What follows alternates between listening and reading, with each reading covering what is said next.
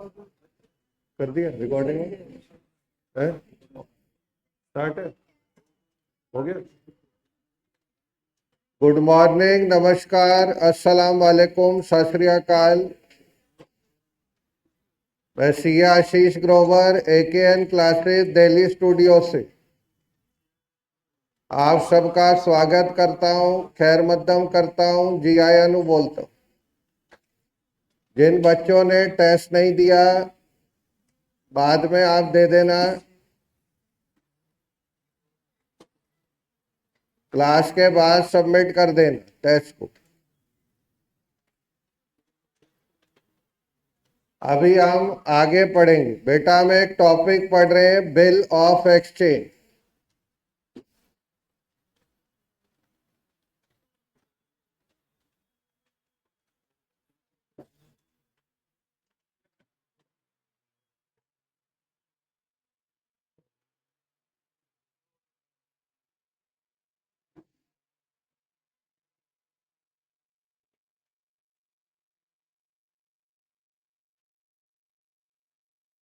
बेटा bill of exchange में देखो, अभी तक हमने क्या पढ़ा था?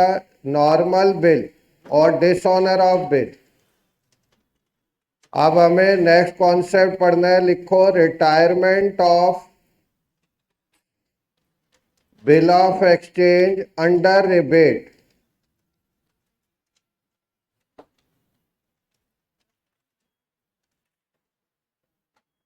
Retirement of bill of exchange under rebate.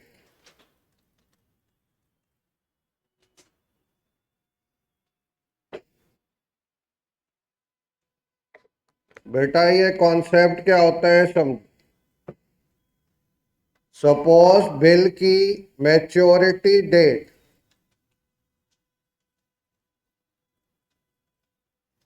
4 अप्रैल। अब 4 Feb 25, 2 महीने पहले ही जो बिल का एक्सेप्टर है, जो ड्रॉई है,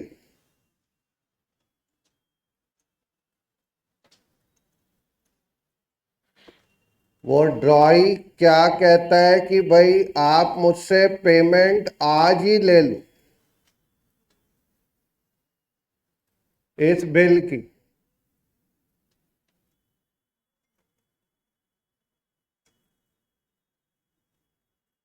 मौसम बच्ची कहाँ है? वो बच्ची कहाँ है जिसके फादर आए थे, जिसके फादर नीचे आए थे? अरे बेटा इधर आ जाओ, तो बोला भी था ना। ये बच्ची बैठी है ना, इसके साथ बैठ जाओ, वहां मत बैठो।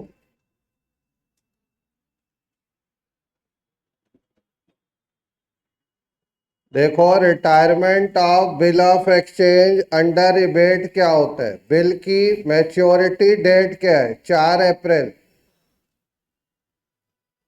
जो लास्ट टेस्ट हुआ इसमें भी मैंने देखा बहुत सारे बच्चों के answer word by word same थे, जो पॉसिबल नहीं। भाई कुछ वर्ड तो अलग लिखोगे, उसने ए लिखा है तो आपने ए लिखा है, उसने सी लिखा है आपने सी लिखा है, वर्ड तक सेम। उससे क्या पता चलता है दो बच्चे एक दूसरे का देख रहे, या कोई लिखने के बाद दूसरे को दे रहा है। वैभव जोशी का ही पेपर कई बच्चों ने कॉपी किया हो। बेटा करते हैं क्या? हेलो वैभव जी, झूठ तो नहीं कह रहा मैं? देखो मुझे कैसे पता चल जाता? बेटा पढ़ा रहा हूं मैं, आप पढ़ रहे हो, बच्चे हो भी। अब इससे होगा क्या बताओ? इसलिए मैंने आज वॉइस मैसेज भेजा। बेटा 0 नंबर ले लो, कोई बात, कॉपी मत करना। बात समझो, सिर कटा दो पर झुकना नहीं। ऐसी सभ्यता से आप सब बिलोंग करते, आपके पूर्वज ऐसे रहे, सिर हाथ में लेके लड़ाई की है, कटा हुआ सिर। तो आप तो बस एक टेस्ट से भाग गए। बेटा ऐसे मत करो। देखो यहाँ पे समझना है, बिल की मैच्योरिटी डेट क्या है? 4 अप्रैल। अब 4 फेब 2 महीने पहले ही बिल की पेमेंट एक्सेप्टर करना चाहते, तो आप मुझे बताओ, अगर बिल 1 लाख का है और वो पेमेंट 2 महीने पहले कर रहे, तो वो पूरी पेमेंट करेगा कि कम पेमेंट करेगा? कम करेगा। वो कहेगा भाई 98 ले लो, 97 ले लो, नहीं तो उसको क्या फायदा जल्दी पैसे देने। जैसे आप बैंक से बिल को डिस्काउंट कराते हो, तब भी तो ऐसा ही होता है, बैंक हमें पहले पेमेंट देता है पर कम देता है। अब नेक्स्ट पॉइंट क्या समझना है, मैंने आपको 4 ऑप्शन बताई थी बिल ऑफ एक्सचेंज। वो 4 ऑप्शन क्या क्या थी? फर्स्ट ऑप्शन क्या थी? बिल को अपने पास रखना। सेकंड क्या थी? थर्ड क्या थी? फोर्थ क्या थी? अब आप मुझे बताओ, रिटायरमेंट इन चारों में हो सकता है या तभी हो सकता है जब बिल ए के पास? क्या लगता है? क्वेश्चन समझ। ऑप्शन 1 क्या थी कि बिल ए ने अपने पास ही रखा, उसने बिल बी पे ड्रॉ किया था, किसी को दिया नहीं, खुद जाएगा पेमेंट ले ले। ऑप्शन 2 क्या थी? बिल को बैंक से क्या करा लिया था। और ऑप्शन 3 क्या थी? बिल किसी को क्या कर दिया था। और ऑप्शन 4 क्या थी? बिल को बैंक में किसके लिए भेजा था। अब मैं आपसे पूछ रहा हूं, क्या इन चारों ऑप्शन में रिटायरमेंट पॉसिबल है या किसी में है किसी में नहीं? कोई बच्चा इसका जवाब दे सकता? रिटायरमेंट क्या है? वो पेमेंट जल्दी करना चाहते, तो क्या वो तभी हो सकता है जब बिल ए के पास है, या तब भी हो सकता है जब बैंक में सी के पास है, कलेक्शन में गए हो? क्या लगता है?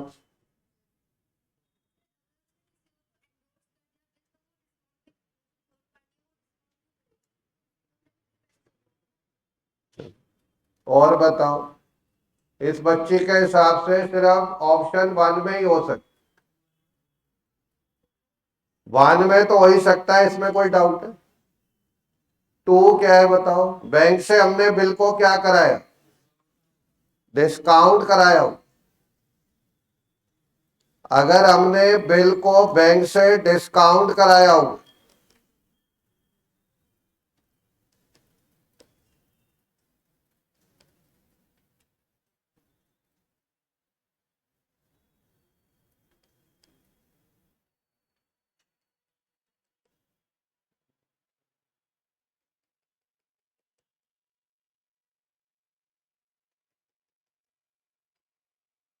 अरे देखिए,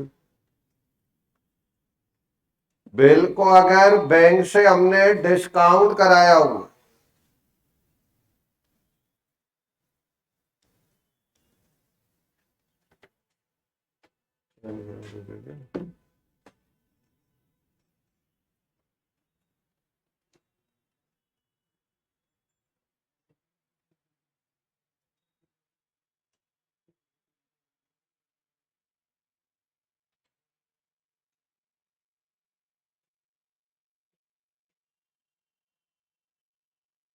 बिल को अगर बैंक से हमने डिस्काउंट कराए, अब सपोज बैंक ने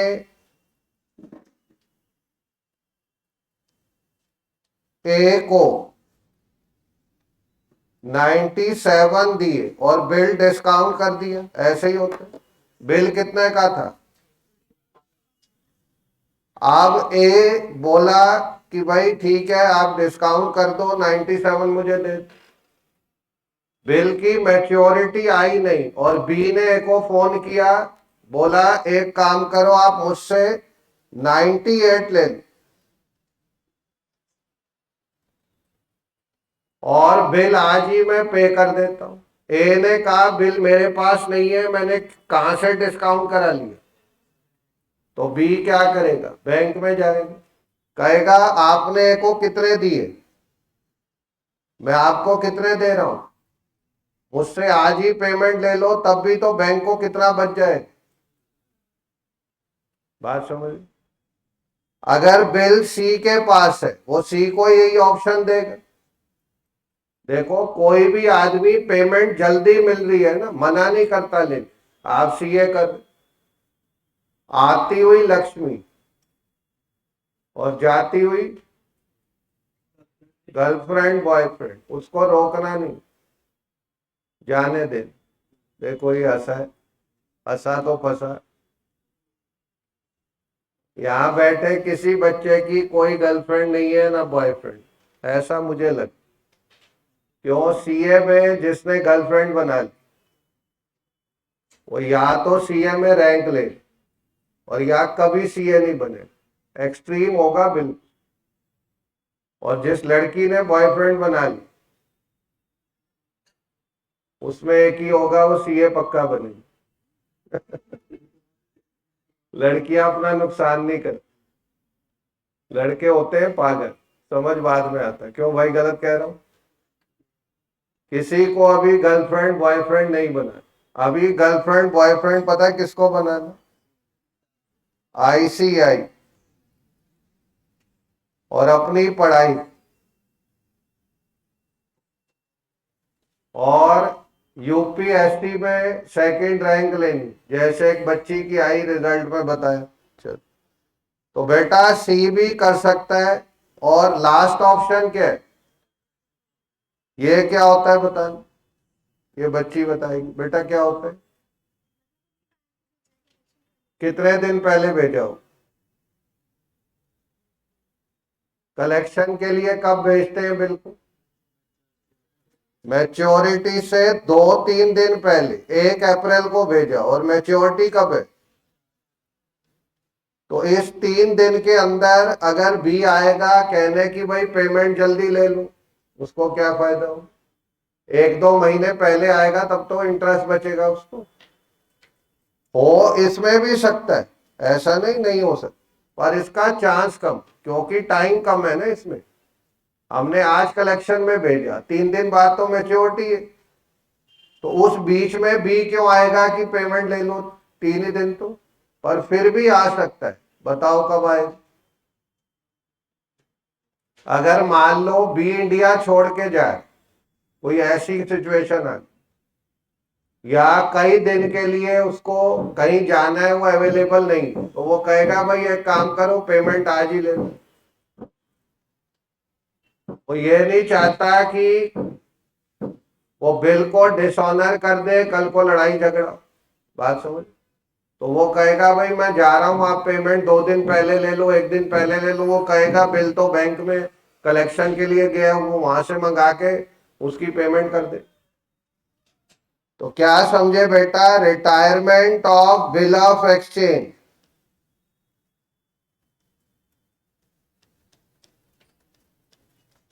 is possible in all 4 option, सब में हो सकता, पॉसिबल सब में, पर ऑप्शन 4 में चांस कम, 3 में तो हो ही सकते, कोई दिक्कत। अब हम समझेंगे इसका क्वेश्चन कैसे आए। लिखो मिस्टर ए रिटायर्ड, या मिस्टर बी कर लो, mister B retired is acceptance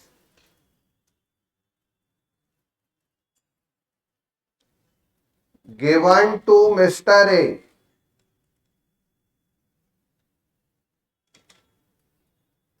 Mr. B retired his acceptance given to Mr. A 2 months before maturity date.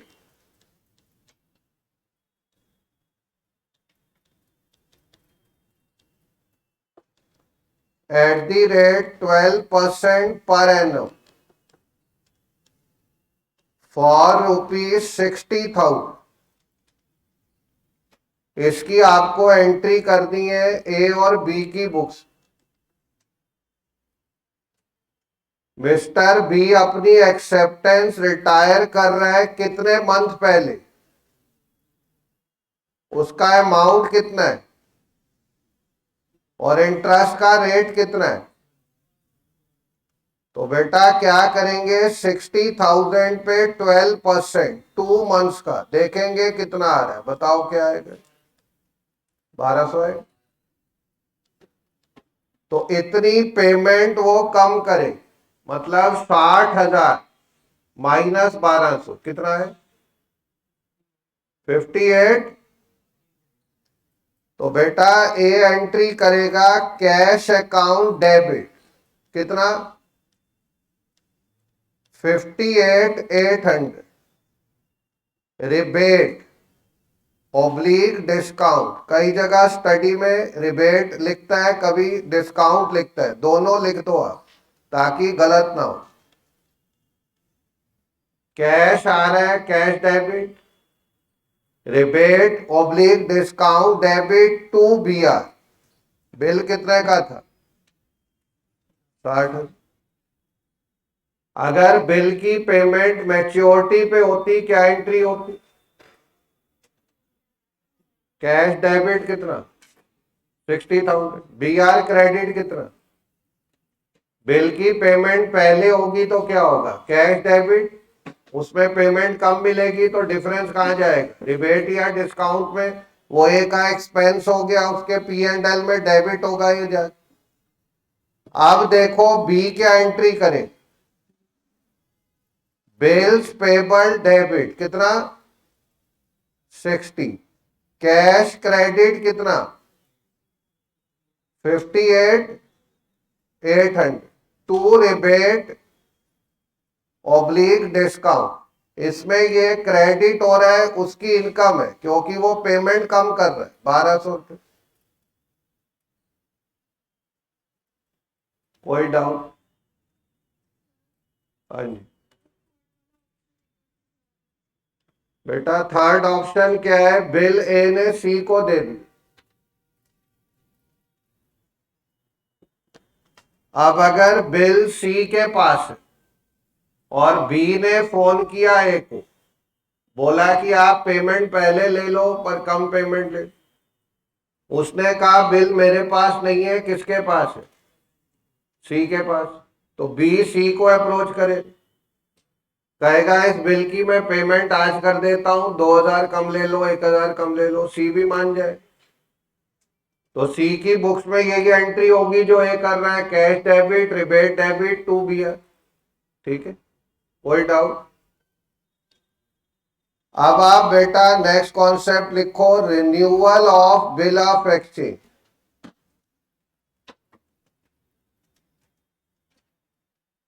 इस पे क्वेश्चन आते हैं एग्जाम में, अभी तक जितना पढ़ा आते हैं सब पे, और ये कॉन्सेप्ट पे क्वेश्चन आने का चांस ज्यादा।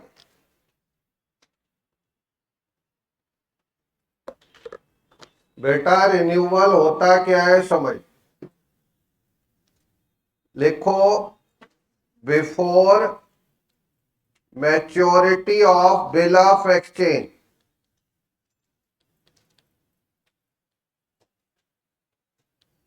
acceptor of bill of exchange requested holder of bill of exchange to give more time for payment with interest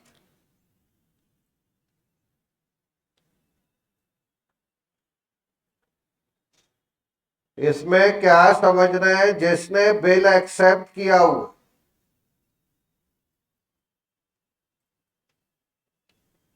वो रिक्वेस्ट करता है बिल के होल्डर को कि आप मुझे और टाइम दे दो और मैं आपको इसका क्या दूंगा, क्योंकि वो ये नहीं चाहता कि किसी तरह का लड़ाई झगड़ा हो, कल को वो बिल डिसऑनर कर दे, कोर्ट में जाए केस लड़े, ये सब नहीं चाहता।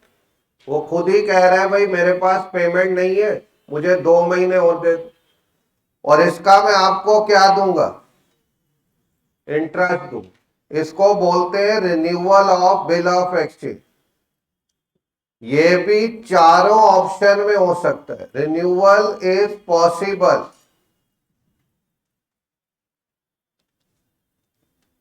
इन ऑल 4 ऑप्शन, सब में हो सकता है। जैसे रिटायरमेंट सब में हो सकता है। कॉन्सेप्ट वही है, जिसके पास बिल होगा, मैंने यहां वर्ड क्या लिखा है, holder of bill of exchange, जिसके पास बिल, उससे जाके वो टाइम और ले सकते, और वो उसका इंटरेस्ट देने को तैयार। अब इसमें क्या क्या स्टेप होते, लिखो step 1, cancellation of old bill. Old bill को सबसे पहले कैंसिल करना हो। जब तक पुराना बिल कैंसिल नहीं होगा, नया बिल बन नहीं सकता, तो सबसे पहले वो कैंसिल होगा। स्टेप 2, इंटरेस्ट ड्यू होगा। स्टेप 3, रिन्यूड बिल एक्सेप्ट हो। नया बिल बनाएंगे जो हम उससे एक्सेप्ट करवा लें।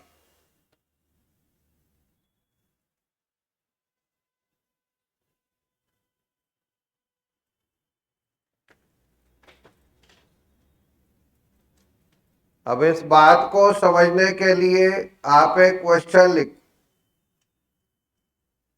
Mister B renewed his acceptance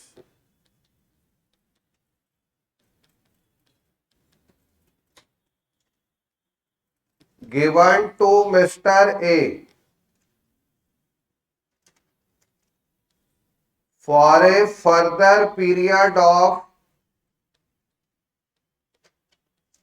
3 months at the rate 10% per annum for rupees 1 lakh। ये इसका केस 1 है।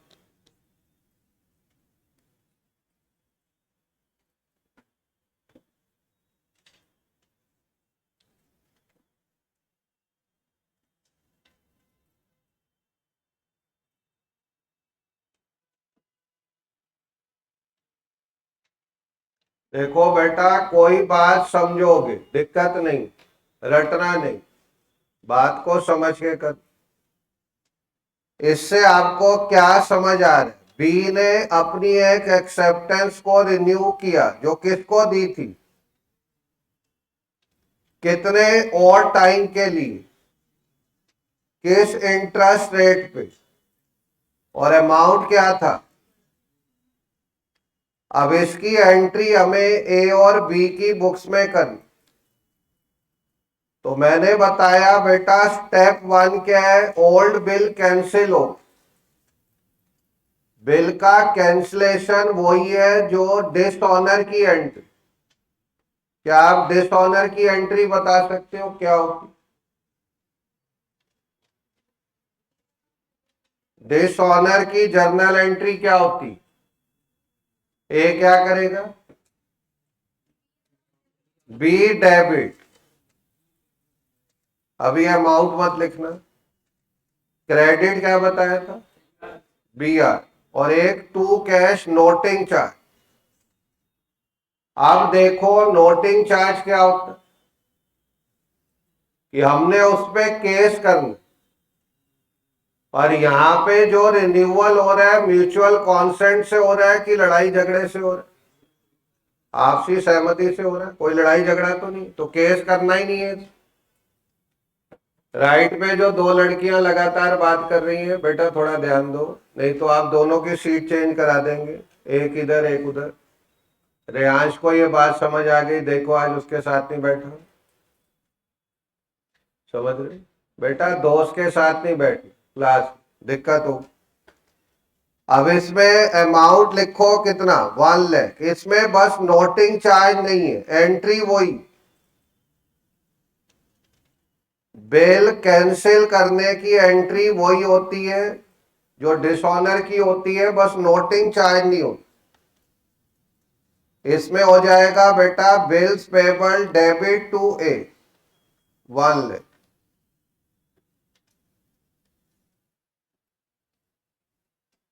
इसमें कोई डाउट?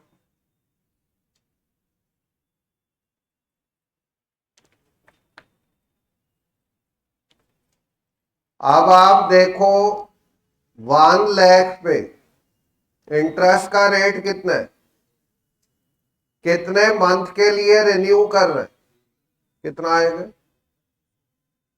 2500 आएगा।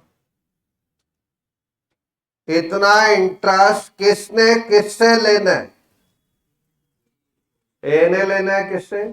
बी से। अब आप मुझे बताओ इंटरेस्ट ड्यू की क्या एंट्री हो? B account debit to interest, कितना? और बी क्या करेगा? इंटरेस्ट टू ए।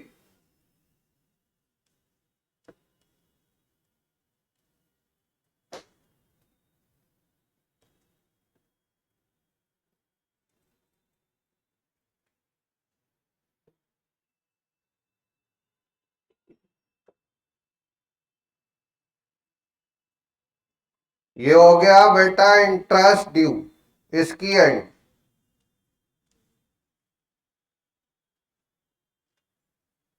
अब आप मुझे बताओ फ्रेश बिल, नया बिल जो बी से ए एक्सेप्ट कराएगा वो कितने का होना चाहिए?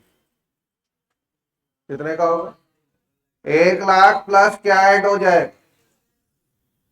तो बेटा जो नया बिल अब ए को मिलेगा बी आर टू बी, वो हो जाएगा 1,02,500। इसको हम बोलते हैं fresh bill, new bill, renewed bill.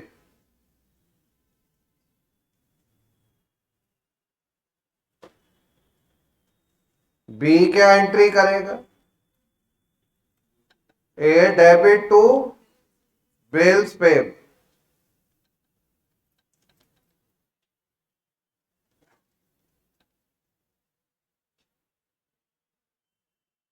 कोई डाउट? ये 3 एंट्री होंगी रिन्यूअल के टाइम। पहले हम ओल्ड बिल कैंसिल करेंगे, उसके बाद इंटरेस्ट ही होगा, फिर नया बिल जो वो देगा उसमें इंटरेस्ट ऐड हो जाए। इसको आप ऐसे भी इसको देख सकते हो, बी डेबिट हुआ 1 लाख, फिर बी डेबिट कितने से हुआ? 2500।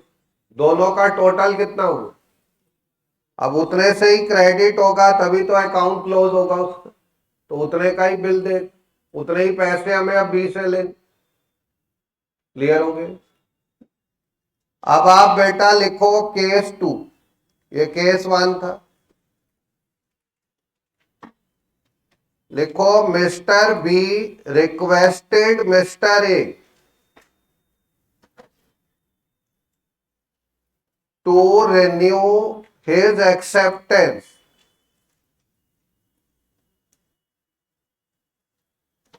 for rupees 1 lakh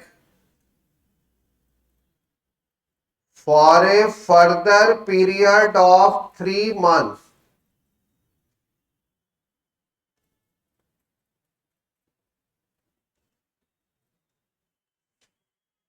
बी ने ए को रिक्वेस्ट की कि भाई मैंने आपको कितनी पेमेंट करनी है? 1 लाख। आप मुझे कितना टाइम और दे दो? 3 महीने। यही केस 1 में भी था, पर इसमें आगे देखो क्या लिखा। Mister A agreed to this, वो इसके लिए मान गया। प्रोवाइडेड, उसने एक शर्त लगा दी है, कंडीशन लगा दी, क्या थी वो? Mister B paid to him ₹40,000 in cash immediately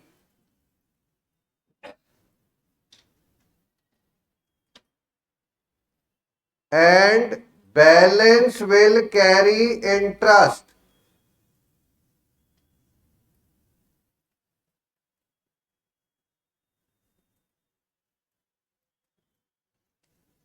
At the rate 10% per annum.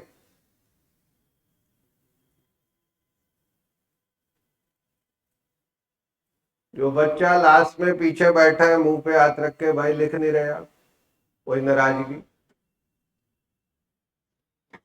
थोड़ा आगे बैठा करो, बहुत पीछे बैठते हो।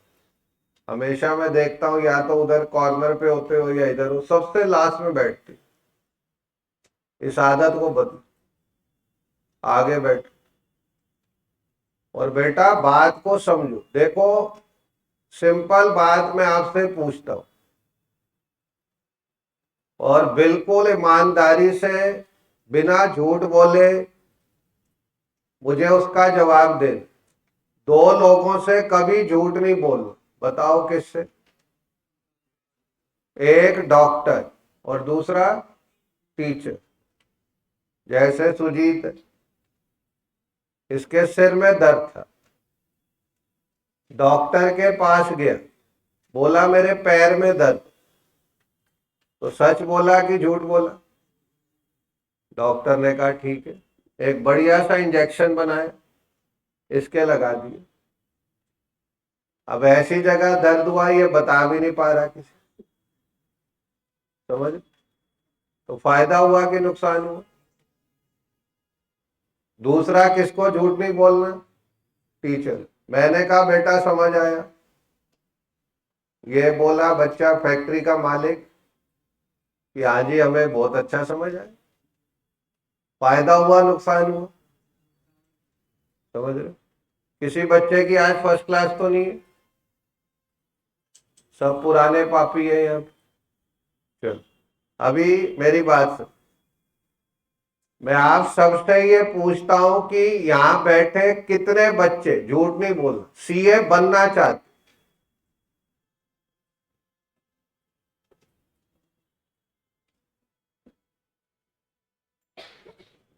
हाथ उठाने से मैं समझ रहा हूं राइट में दो बच्चियां, कोई मतलब नहीं है उनका, काफी नीचे ऐसे किया हुआ है, दिख नहीं रहे। चलो नीचे कर लो। बेटा आपने नहीं उठाया? उठाया था? कोई नहीं, अरे कोई नहीं, फिर नीचे कर लिया। अब आप सब सीए बनना चाहते हो, कंफर्म है? तभी आए हो। चलो अब मेरे सेकंड क्वेश्चन का आंसर दो। ये मैं नहीं पूछ रहा, आपकी अंतरात्मा आपसे पूछ रही है। आपके अंदर भगवान बैठा है, सबके अंदर। धर्म जाति कुछ हो, लड़ाई झगड़े में कभी मत पड़ा करो। सब जानवर इंसान सब में भगवान अंदर बैठा। भगवान आपसे प्रश्न पूछ रहा है। पहला प्रश्न क्या पूछा उसने कि आप क्या सीए बनना चाहते हो? जवाब क्या दिया? हाँ। अब दूसरा प्रश्न, अभी मैं सीए बना दूंगा सब। दूसरा प्रश्न, क्या सीए कोर्स आसान है? कोई यहां बैठा बच्चा बोल दे कि सीए आसान होगी, कि भाई केक वॉक होगा, हम तो बस जाएंगे पेपर लिखेंगे डिग्री आ जाएगी। किसी को लगता है आसान? मतलब आप मानते हो सीए मुश्किल है? भाई सब मानते हो इस बात को? पीछे वाले भाई जो लगातार कुछ करते जा रहे। बेटा ये ज्ञान कहीं नहीं मिलेगा, पढ़ाई तो कहीं भी मिल सकती, जब तक नेगेटिव पॉजिटिव दो चीजें मिलेंगी नहीं, बल्ब नहीं जलेगा ना। सीए की डिग्री में बहुत चीजों का मिलना जरूरी, एक से कुछ नहीं होगा सिर्फ पढ़ते रहो सीए बन गए हो गया काम। बेटा बहुत चीजें चाहिए, पहले सोच चाहिए। तो आपने कहा जी सीए हम बनना चाहते हैं, दूसरी बात क्या बोली? सीए आसान है कि मुश्किल है? मुश्किल है, मानते हो सर? अब अगर कोई चीज मुश्किल है, ठीक है, तो उसको करने का तरीका क्या है? बचपन में सोच, आपको जब साइकिल चलानी सीखी होगी, आसान लगी होगी, मुश्किल लगी होगी? शुरू में मुश्किल लगी होगी। फिर आप कैसे सीखे उस? बेटा साइकिल लेके चले, पहले साइड में वो लगते हैं ना, दो साइड छोटा टायर लग जाता है, उससे वो बैलेंस रहती है, गिरती नहीं है। उसी में चलाया होगा कभी? कईयों ने वो भी यूज नहीं किया, वैसे ही गिरते पड़ते सीख गए। कोई ऐसा बच्चा बता दे जो साइकिल से कभी गिरा ना हो और सीख गया हो। मिल सकता है पर बहुत कम। गिरे पक्का हो गए ना कभी ना कभी। तो बेटा सीए की पढ़ाई वही समझ।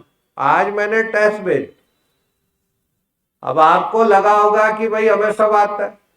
जब टेस्ट करने लगे होगे, ये भी अब झूठ मत बोल, क्या ऐसा था कि कुछ नहीं आता था? भाई कुछ तो आता था। एक क्वेश्चन एक नंबर का था, 4 ऑप्शन बतानी थी जो भी लिखी है, नहीं आती क्या? जो भी जर्नल एंट्री पूछी थी, क्या सारे पार्ट नहीं आते? देखो हम घबराते कहाँ हैं, समझो। जब हम किस चीज को ढूंढते हैं किसी टेस्ट में, जो नेगेटिव, मतलब कितने क्वेश्चन थे उस, क्वेश्चन कितने थे? 4 थे, उसमें फर्स्ट क्वेश्चन के कितने पार्ट थे? 5, मतलब मान लो 9 क्वेश्चन थे, 5 पार्ट वो, 3 वो, कितने 8 हुए? 4 क्वेश्चन थे, 3 थे, 4 थे, तो 3 और 5 8 हो गए। ठीक है, सबको अलग अलग मान लेते। अब क्या आठों नहीं आते थे? अब भाई 4 आते होंगे, 5 आते होंगे, पर हम किसको देख के डिप्रेशन में चले गए या नेगेटिव थिंकिंग में आ गए? उस एक क्वेश्चन 2 क्वेश्चन को जो नहीं आते, समझे? तो बेटा माइंड को पॉजिटिव रखना है, ये एग्जाम तक बात करनी। हमें 100 नंबर के पेपर में कभी ऐसा नहीं होगा कि कुछ नहीं आता, पर हम किसको देख के घबरा जाते हैं? वो 2-3 नंबर का एक क्वेश्चन, अरे ये तो हमें आता नहीं। बेटा वो ढूंढो जो आता है, उसको करो पहले, फिर जो नहीं आता उस पर सोचो, वो भी सही हो। पर यह तभी होगा जब माइंड में थिंकिंग पॉजिटिव। ऐसा सीए में बच्चे क्यों छोड़ देते हैं सीए बीच? यही तो बात। बच्चे पता क्या देखते? भाई फाइनल का एक स्टूडेंट, फाइनल के एक ग्रुप में 4 पेपर, ठीक है, उसने 4 दिए, एक में फेल हो गए, 40 मार्क्स नहीं है, तो वो पास माना जाएगा, फेल माना जाएगा? ठीक है, अब चारों दोबारा देगा कि सिर्फ एक देगा? चारों देगा। जब तक किसी में 60 ना हो, 60 आ जाए ना, वो पेपर एग्जाम्प्ट हो जाए। तो उसके 60 भी नहीं है किसी में, सब में 50 55 ऐसे, एक में 40 नहीं। अगली बार देगा, फिर उसी में 40 नहीं है, फिर देगा, फिर उसी में 40 नहीं है। अब पता है क्या होगा? सीए छोड़ देगा, जबकि वो ये नहीं देख रहा, समझो, कि 3 में तो सही है वो। बेटा देखो मैं क्या बता रहा हूं,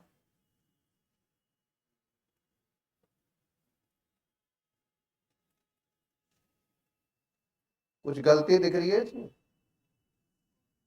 क्या गलती है बता? देखा? मैंने यहां तक सही लिखा, किसी ने कुछ नहीं बोला। यहां एक नहीं लिखा, गलत लिख दिया ना, सब बोल। और भी कुछ नहीं लिखा, देखा? फिर गलती देखी ना आपने? भाई इतने में सही चीज कोई नहीं देख रहा, 10 में एक गलती सब देख रहे। ये हमारी बुद्धि वैसी भगवान ने बनाई, जिसने वो बुद्धि बदल दी ना, वही सीए बनता, रैंक उसी की आती।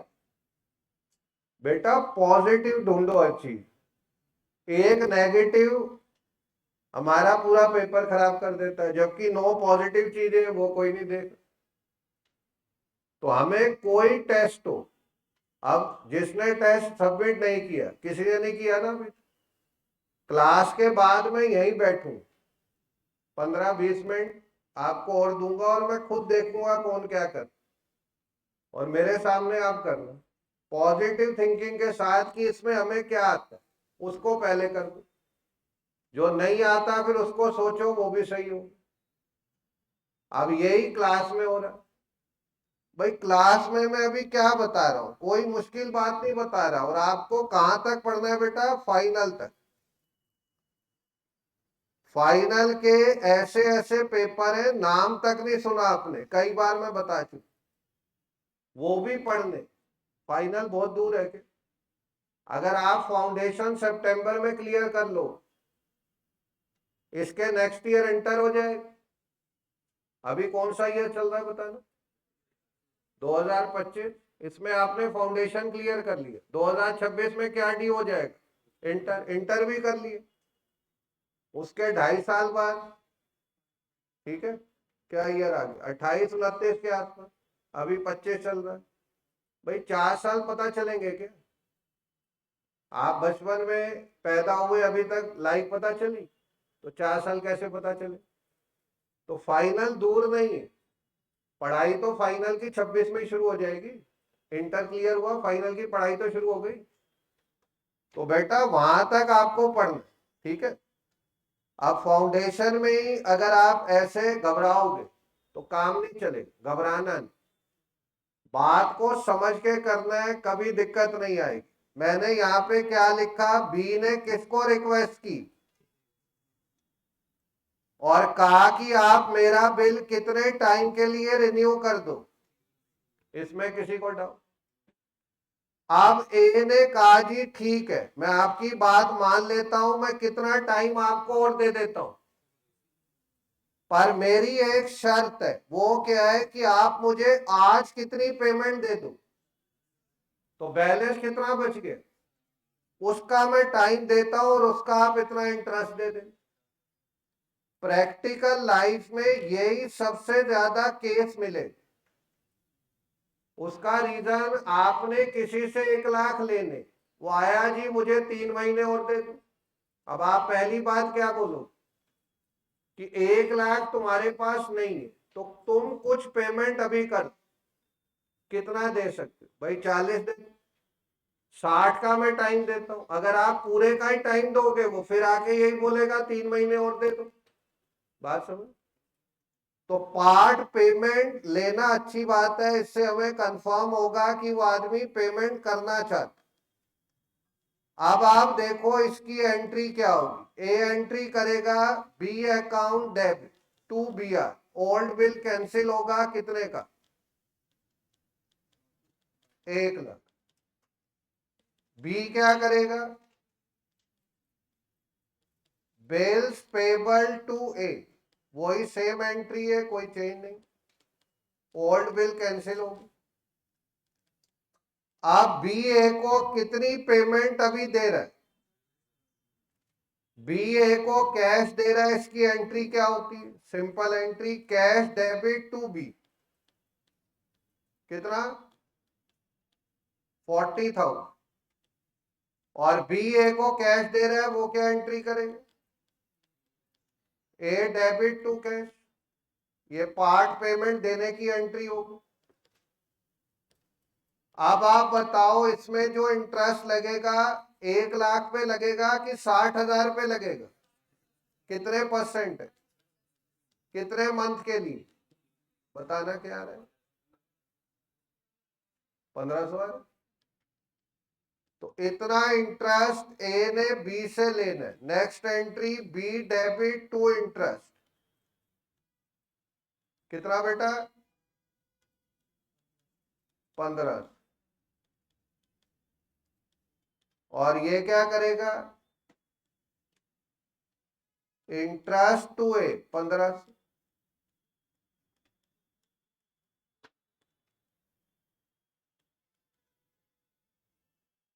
अब आप बताओ जो फ्रेश बिल होगा वो कितने का होना चाहिए, कितना होगा,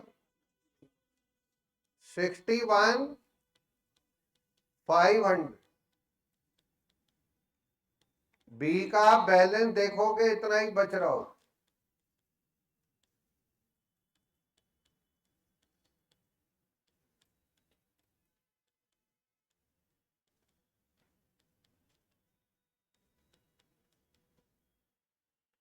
एक बार बेटा क्वेश्चन पढ़ो, इन एंट्रीज को देखो, थोड़ा अपने दिमाग पे इस चीज को समझो कि आप सीए कर रहे हो, तो बेटा आसान कुछ नहीं है ये, थोड़ा समझने की बात। और अपने माइंड को अगर ऐसा एनालिटिकल आप बना लोगे, फाइनल तक दिक्कत नहीं हो। अभी उस आदत को डाल। सब बच्चे क्वेश्चन पढ़ो, आंसर देखो एक बार, और कोई बात ना समझ आए बेटा मुझसे पूछ।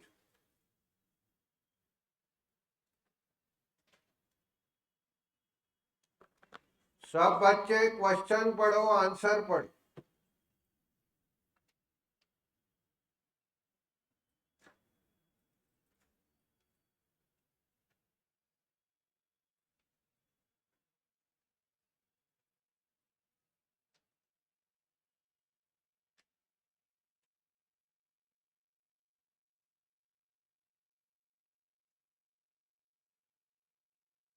लिस्ट नहीं लाई वो बना, पेपर दिए थे लिस्ट बनाने के लिए उसको।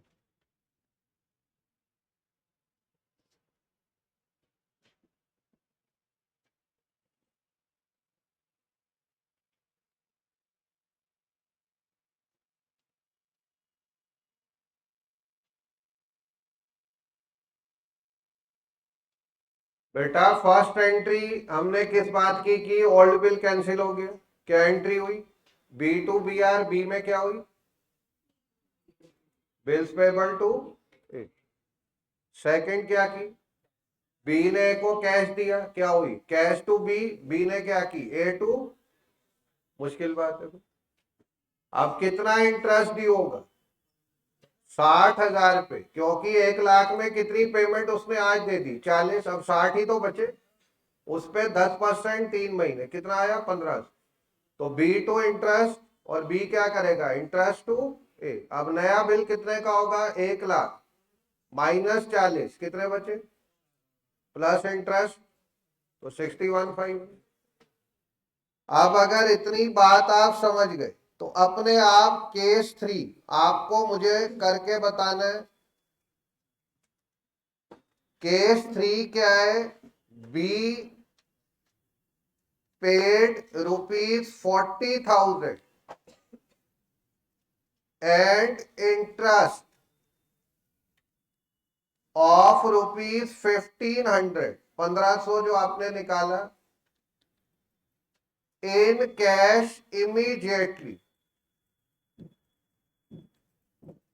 इसमें बेटा क्या हुआ? वो 40,000 प्लस जो इंटरेस्ट है वो भी आज ही कैश में दे रहे। ए ने उसको कहा कि आप मुझे 40 भी दो प्लस इंटरेस्ट भी आज ही दे दो। अब इसकी एंट्री थोड़ा सोच के करो क्या हो। क्वेश्चन वही है, 40,000 दे रहा है प्लस इंटरेस्ट भी आज ही दे रहा है।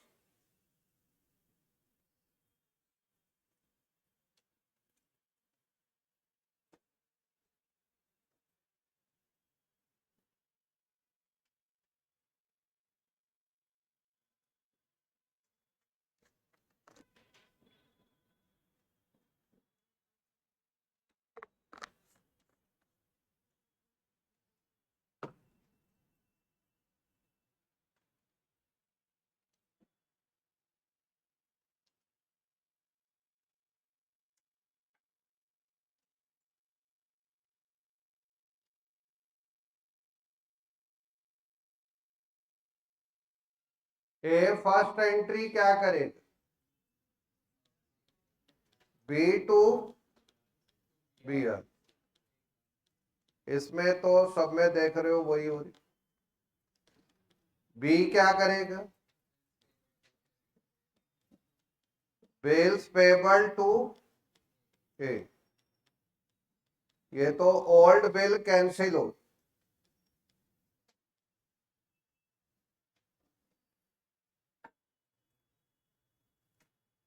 अब आप बताओ बी ए को कितना कैश अभी दे रहे? 40 दे रहा है कि 41,500 दे रहे? तो ए में कैश डेबिट इतना, क्रेडिट क्या हो? बी क्रेडिट 40,000 जो पार्ट पेमेंट, और इंटरेस्ट क्रेडिट 15। इसमें इंटरेस्ट ड्यू नहीं होगा क्योंकि वो कैश में मिल, अगर आपको कैश में इनकम मिल रही है तो सीधे cash debit income credit, due थोड़ी होता है। नहीं मिलता तब ड्यू। इसमें क्या होगा? ए डेबिट कितना, इंटरेस्ट डेबिट कितना, टू कैश कितना। कोई डाउट?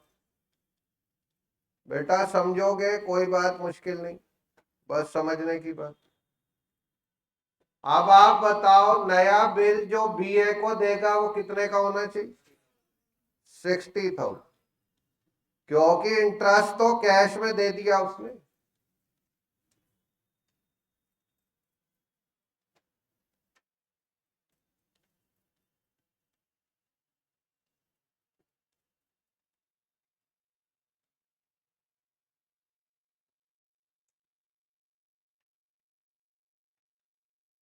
इतना क्लियर हो गया? कोई डाउट? एक बार क्वेश्चन पढ़ो, आंसर देखो, कोई बात समझ नहीं आ रही मुझे बताओ। बेटा क्वेश्चन पढ़ो, एंट्रीज को देखो।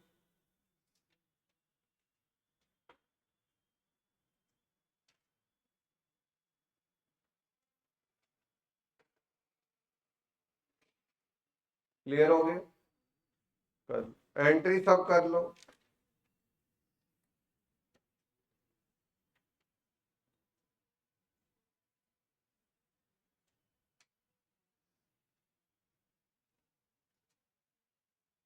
अब देखो बेटा, इसके आगे हमें कुछ बात को समझ। एक मैंने आपको बताया बिल ऑफ एक्सचेंज,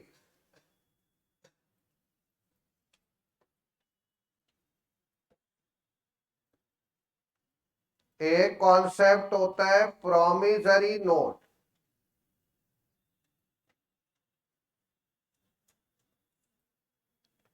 इन दोनों में क्या डिफरेंस है उसको समझ। बिल ऑफ एक्सचेंज और promissory note. Bill of exchange होता है ए बी को क्रेडिट सेल करता है, उधार माल बेचता है।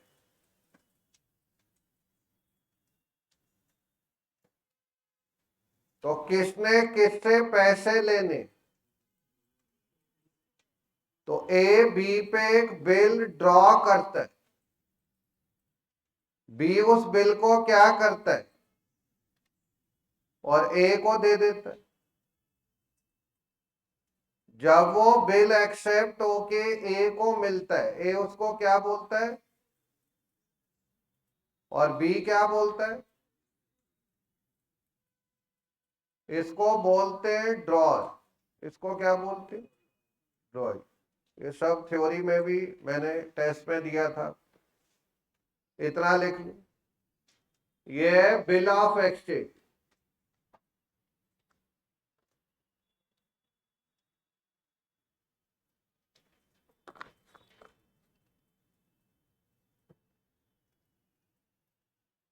प्रॉमिसरी नोट क्या होता है? ए बी को क्रेडिट सेल करता है।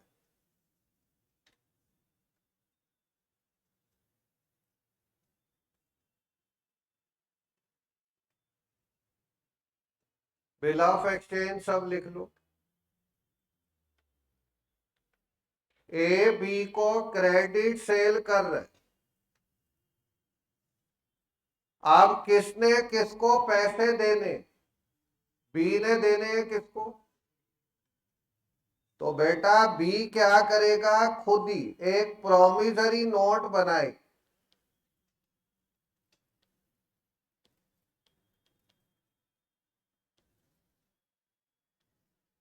और ये बना के ए को दे दे।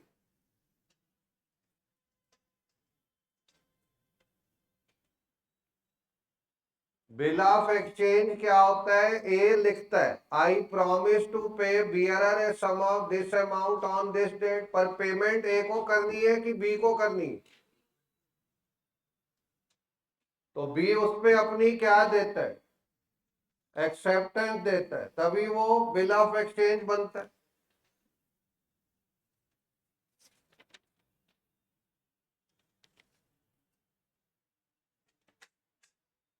जो लास्ट टेस्ट हुआ बेटा, बहुत बच्चों के फुल मार्क्स हैं इसमें, तो आप लिस्ट देख लेना।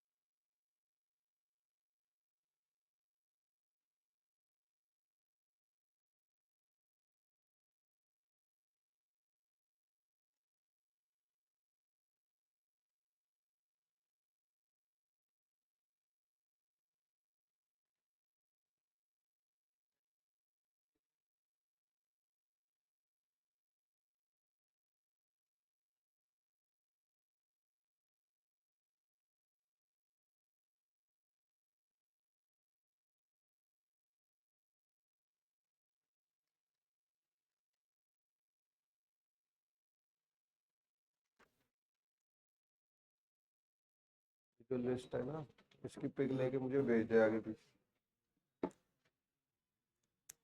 बेटा देखो, इसमें मैं आपको क्या बता रहा हूं, प्रोमिसरी नोट क्या है? किसने पेमेंट करनी है? बी ने। वो खुद ही एक प्रोमिसरी नोट बनाता है, मतलब लिखता है कि मैं ये प्रॉमिस करता हूं, मैं इस दिन इतनी पेमेंट करूंगा, और बना के किसको दे देता है। तो अब क्या इस पे कोई एक्सेप्टेंस की जरूरत है? नहीं। जबकि किसमें एक्सेप्टेंस की जरूरत होती है? क्योंकि यहां बी खुद ही लिख रहा है। तो हमें प्रोमिसरी नोट के बारे में कुछ बातों को समझना है। जब ये इसको मिलेगा, ये इसको बी आर बोले, और जो प्रोमिसरी नोट बना रहा है उसको बीपी बोले। बात वही है, बी आर और बीपी बन जाता है बस। इसको हम बोलते हैं मेकर, जो इसको बना रहा है, और जिसके फेवर में बना रहा है उसको बोलते हैं पे। यहाँ पे पे का मतलब होता है जिसके फेवर में वो बना है। इतनी बात आप सब लिख। अब जो प्रोमिसरी नोट है, इस पे थ्योरी क्वेश्चन ट्रू फॉल्स में आती, कई बार आ चुकी। वही पॉइंट मैं आपको बताऊं प्रोमिसरी नोट के बारे। लिखो प्रोमिसरी नोट।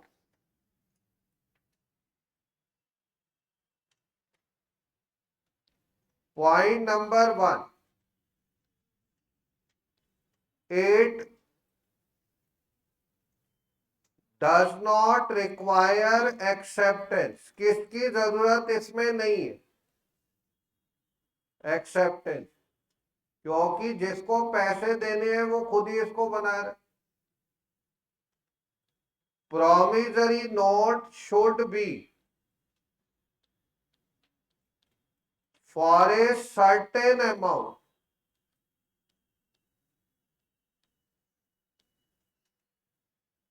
प्रोमिसरी नोट का अमाउंट क्या होना चाहिए? सर्टेन। अनसर्टेन अमाउंट नहीं हो सकता।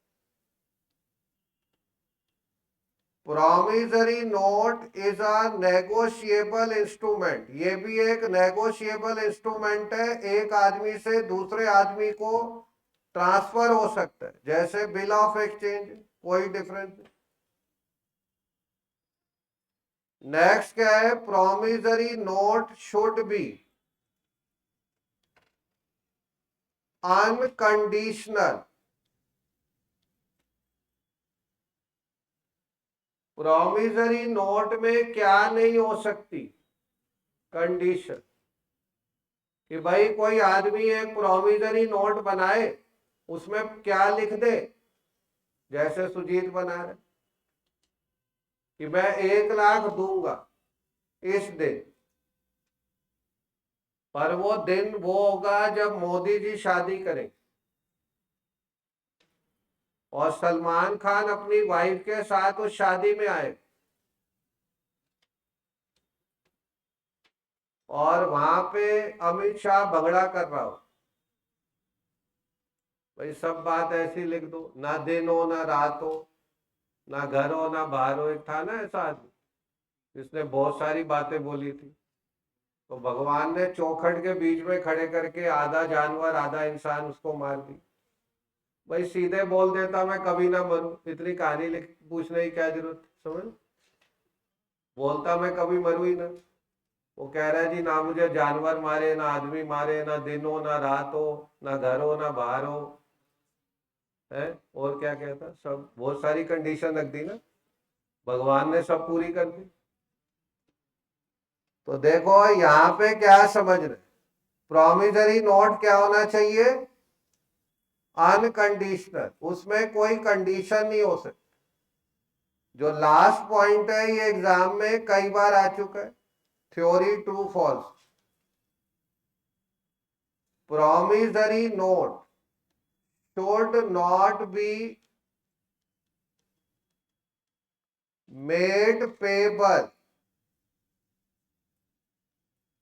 to bearer।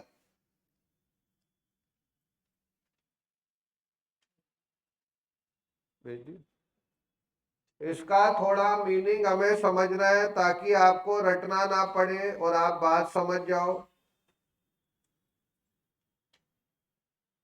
एक बार बेटा पढ़ो मैंने क्या लिखा, promissory note should not be made payable to, थोड़ा सोचो इसका मीनिंग क्या होना चाहिए।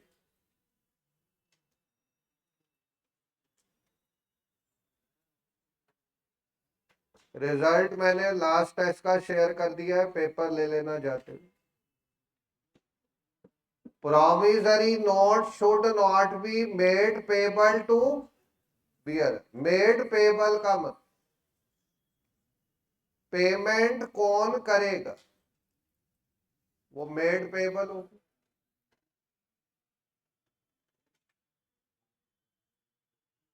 बियरर कौन होता है,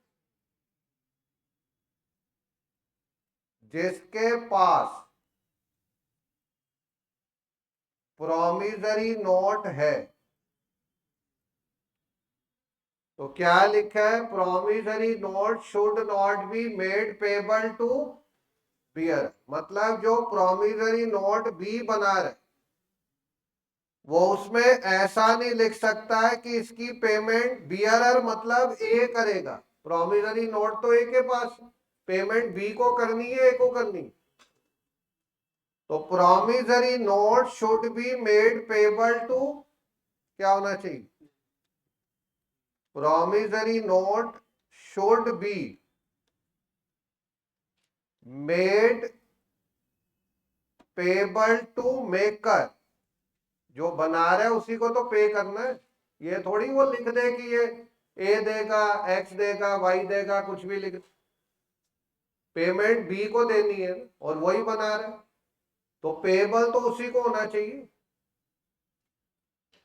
तो ऐसा थ्योरी में आता है, लिखा आएगा promissory note should be made payable to bearer, true और फॉल्स, क्या लिखे, false. It should not be made payable to bearer, it should be made payable to maker. ये रीजन, मेकर जो है वो इसकी पेमेंट करे, वो ऐसा नहीं लिख सकता कि इसकी पेमेंट कोई और करे। क्लियर हो गई, कोई डाउट। अब देखो प्रोमिजरी नोट और बिल ऑफ एक्सचेंज है एक ही, जैसे लिखो A sold goods to B on credit for ₹1,00,000, B made a promissory note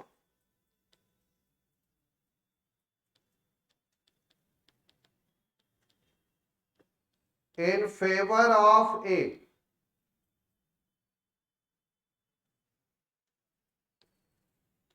इसकी एंट्री ए और बी की बुक्स में क्या होगी? B to sale 1 lakh, B की बुक्स में क्या होगी? परचेज टू ए 1 लाख, वही सेम है। अब बी ने प्रॉमिसरी नोट कितने का बनाया? 1 लाख, और बी ने ए को दे दिया, तो फिर यहां एंट्री होगी B are to be,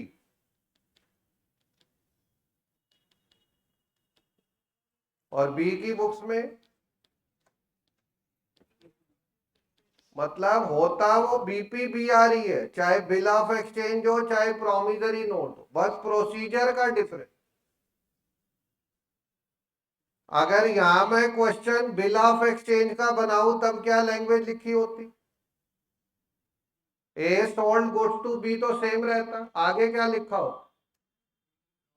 A draw bill of exchange on B, तब भी एंट्री तो यही होती कि नहीं होती? भाई एंट्री तो वही है। ए अगर बी पे बिल भी ड्रॉ करे, बी एक्सेप्ट करे, एंट्री ए यही करेगा, बी यही करेगा, और बी प्रोमिसरी नोट बना के ए को दे तब भी एंट्री हुई।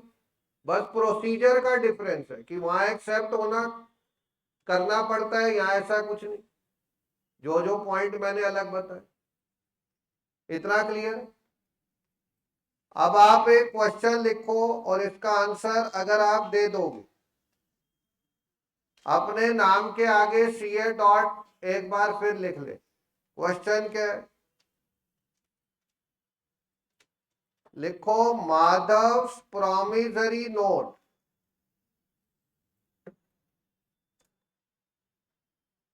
Madhav promissory note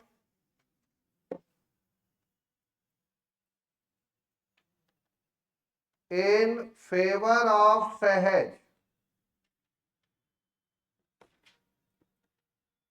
for rupees 10,000 settled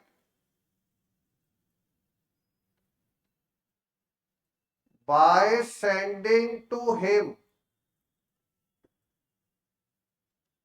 Rahim's acceptance for a similar amount.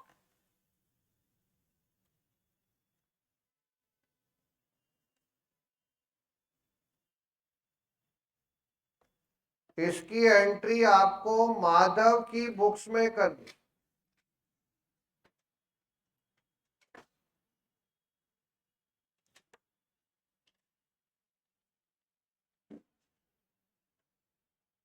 थोड़ा सोच के बेटा एंट्री करो।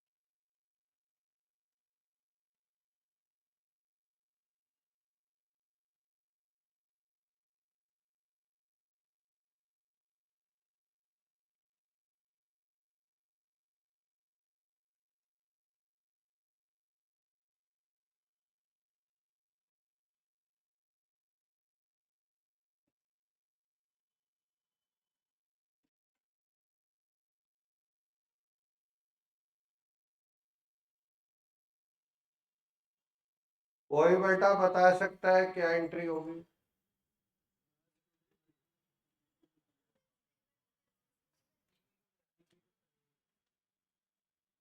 क्या बताया बेटा?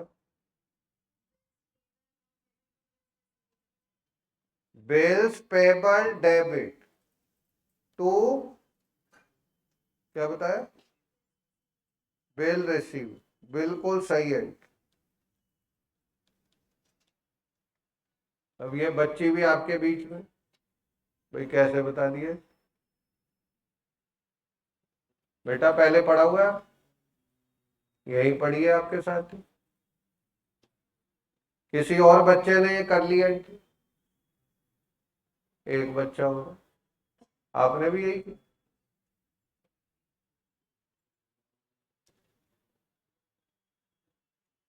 पहले पढ़ चुके हो आप, फर्स्ट टाइम पढ़ रहे हो? सही में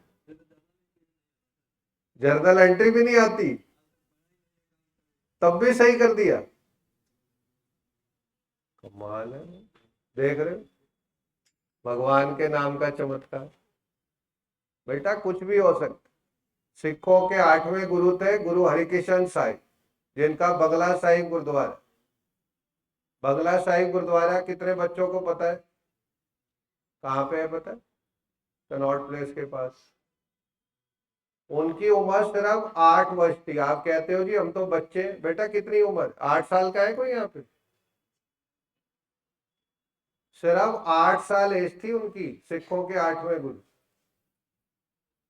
और इतनी कम एज में उन्होंने दिल्ली में एक बीमारी फैली थी जिसको अपने ऊपर ले लिया, और उसी उम्र में वो दुनिया से चले गए। तभी बंगला साहिब में लोग जाते हैं, जल पिलाते हैं ना एक जगह पे, उसमें कहते हैं जो भी बीमारी हो जल पियो ठीक हो जाओगे, ऐसी मान्यता है लोगों की। और वहां लिखा भी हुआ है श्री गुरु हरिकिशन त्याइये जिस डिठिया सब दुख जाए, मतलब वहां जाने से सारे दुखों का नाश हो। और उनकी एज इतनी कम थी, बहुत छोटे बच्चे थे। राजा जयसिंह का घर था वो बंगला साहिब, नाम क्या है? बंगला साहिब, बंगला था वो, घर था उस जहां वो रहते। अब एक दिन एक आदमी आया, बोला जी आप तो इतने छोटे उम्र में, कितनी उम्र थी? 8 साल। और बोले कि आप एक काम करो, आपने अपना नाम क्या रखा हुआ है? श्री गुरु हरि किशन, मतलब हरि भी है कृष्ण भी। आप ना गीता सुना दो, पूरी गीता। भाई आप तो बहुत बड़े चमत्कारी हो। उन्होंने कहा भाई मैं तो सुना ही दूंगा। सिर्फ 8 साल उम्र थी। बोले किसी को भी आप पकड़ के ले आओ वो सुनाए।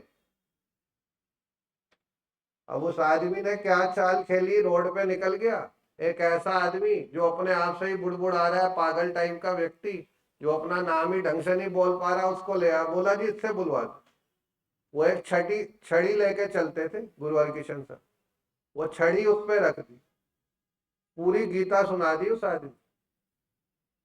समझ लो बेटा, भगवान अगर चाहे गूंगे से बुलवा सकते, भगवान चाहे नॉन अकाउंट बैकग्राउंड से ये एंट्री सही करवा सकते,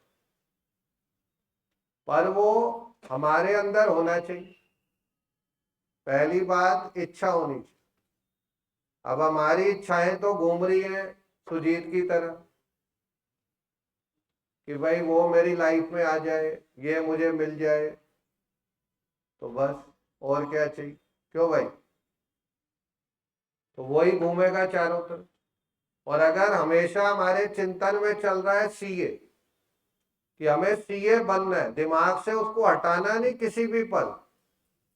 आज एक दिन करके देखना, एक दिन छोड़ो, आधा घंटा करके देख कि आपके दिमाग से सीए के अलावा कुछ ना आए। 10 सेकंड भी नहीं कर पाओ बेटा, 1 सेकंड में आपका दिमाग कहीं से कहीं ले जाएगा। 10 सेकंड करके दिखाना कि सिर्फ दिमाग में सीए आए कुछ ना आए, नहीं हो पाए, क्योंकि हम सब इंसान। तो बेटा जितना ज्यादा दिमाग में सीए रखो उतना ज्यादा पढ़ाई में मन लगेगा और आप पढ़ो। अब ये एंट्री बच्ची ने सही बताई, कुछ और बच्चों ने भी कर ली एंट्री सही। देखो इसको मैं आपको थोड़ा डिटेल में समझाता हूं, किसकी बुक्स में हमें एंट्री करनी। आज मैंने जो टेस्ट दिया उसमें भी क्वेश्चन 1 में किसकी बुक्स में एंट्री करनी थी? मेरे बेटे का नाम है इसलिए लिख दिया, भगवान का भी नाम माधव। अजामिल जानते हो कौन? पूरी जिंदगी उन्होंने कोई भगवान का नाम नहीं लिया अजामिल, पर उनके बेटे का नाम नारायण था। जब मरने वाले थे अपने बेटे का नाम पुकारा, नारायण नारायण, बेटे को भाई बुलाया, मरने वाला हूं, ऐसा उनके दिमाग में सीधे भगवत प्राप्ति हो। क्यों? मरते हुए नारायण बोल दी, चाहे अनजाने में ही बोलो। तो मरते हुए जो हम चिंतन करते वो ही हम अगले जन्म में बन जाते। भगवान को पुकारोगे, भगवान के पास जाओगे, सीधा जन्म मरण का झंझट ही खत्म। एक बहुत बड़े सन्यासी थे, मरते हुए उनको दिखा कि सामने हिरण का बच्चा नदी में डूब रहा है। उनके दिमाग में वो चिंतन चलने लगा कि हिरण का बच्चा डूबने वाला, वो हिरण बन गए अगले जन्म। तो इसलिए कहते हैं चिंतन हमेशा सही रखो। अगर आप पढ़ाई का सोच लो, सीए का सोच लो, बेटा सही जाए, बस सोच को बदल। अभी देखो माधव की बुक्स में, आप मुझे बताओ क्या लिखा है, फर्स्ट लाइन पढ़ो बेटा, क्या लिखा है? देखो बात को समझना है ना, यहाँ बैठे 99% बच्चों को ये समझ नहीं है, ठीक है, मैं मानता हूँ, क्योंकि एक दो बच्चे ही सही बता पा रहे।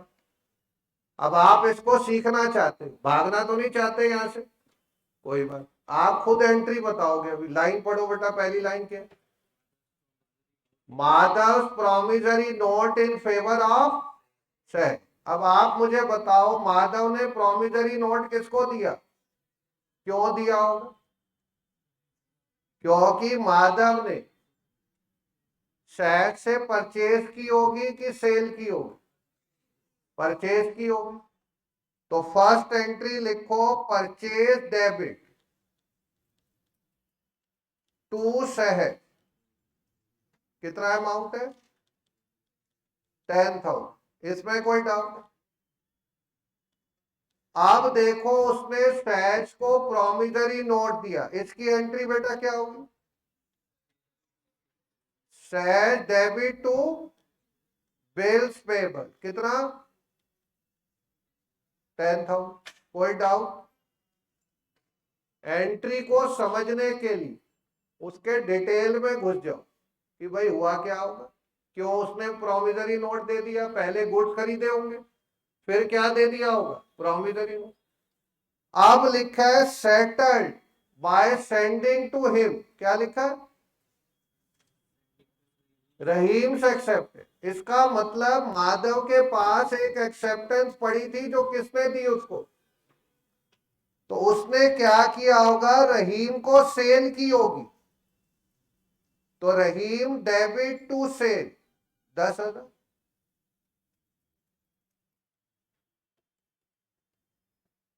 अब रहीम ने उसको बीआर दिया होगा, बीआर डेबिट टू रहीम 10,000।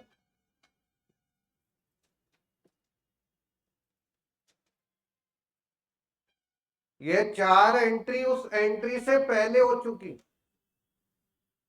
सहज से गुड्स खरीदे, उसको प्रोमिसरी नोट दिया, रहीम को सेल की, उससे बिल ऑफ एक्सचेंज ले लिया। अब बेटा जो माधव, उसके पास क्या पड़ा है? ये रहीम की एक्सेप्ट, और उसने एक प्रोमिसरी नोट किसको दिया हुआ है? सहज। तो उसने सहज को फोन किया, बोला आप क्या करो, ये ले आओ और मुझसे ये ले जाओ, ठीक है, और दोनों का अमाउंट सेम है, और मैच्योरिटी डेट भी सेम होनी चाहिए। इतना वहां लिखा नहीं होता, वो अंडरस्टूड, क्योंकि अगर मैच्योरिटी डेट अलग होगी तब भी नहीं हो पाएगी, सेम होनी चाहिए और अमाउंट सेम होना चाहिए। अब ऐसा करने से क्या होगा समझो, ये जो बिल्स पेबल था और ये बिल रिसीवेबल था, सहज तो खत्म हो चुका है, रहीम खत्म हो चुका है, इनको हमने आपस में सेटल कर दिया। तो जैसे ही आपने एंट्री की बीपी टू बीआर, क्या हुआ? ये बीपी खत्म हो गया और ये बीआर। आप माधव निकल गए। आप सीधे सहज पेमेंट लेने किसके पास जाएगा? रहीम के पास। बात समझ बेटा, बात को समझना। आप मान लो कोई घर बेच रहे, आपके पापा अपना घर बेच रहे और दूसरा घर खरीद रहे। अब जो घर हम बेच रहे हैं उससे हमें पेमेंट मिलनी, और मान लो अमाउंट कैश में आना है बड़ा पार्ट 1 करोड़ 2 करोड़, और आप 2 करोड़ लोगे और दूसरा घर खरीदने जाओगे उसको दो। रिस्क है कि नहीं भाई? इतना कैश आप लो, नोट गिनो, नकली नोट भी हो सकते हैं, फिर कोई रिवॉल्वर लेके आ जाए, कहो गुप्ता जी कहाँ जा रहे हो, ले आओ हमें दे दो, भाई कुछ भी हो सकता।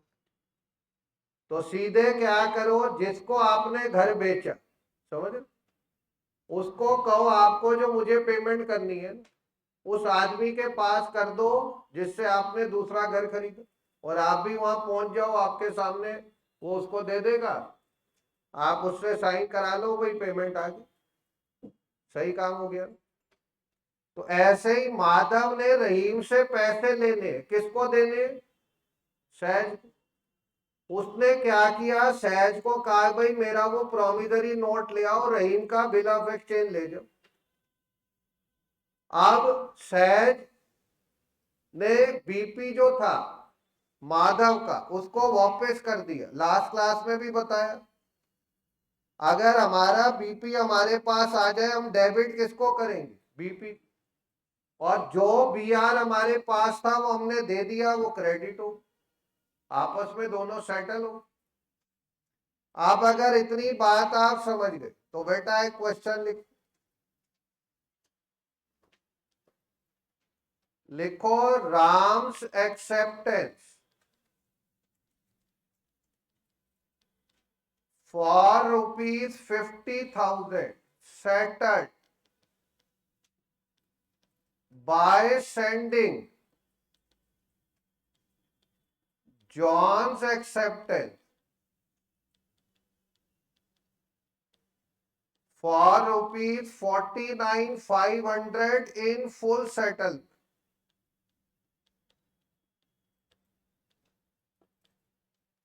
इसकी एंट्री आपको राम की बुक्स में करनी।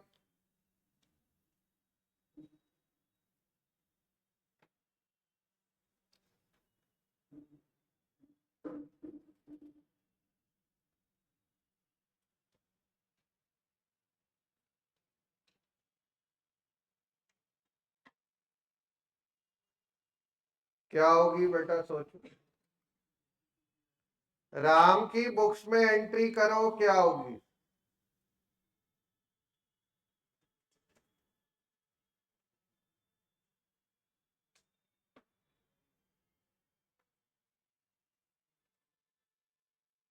कोई बता सकता? क्या होगी बेटा?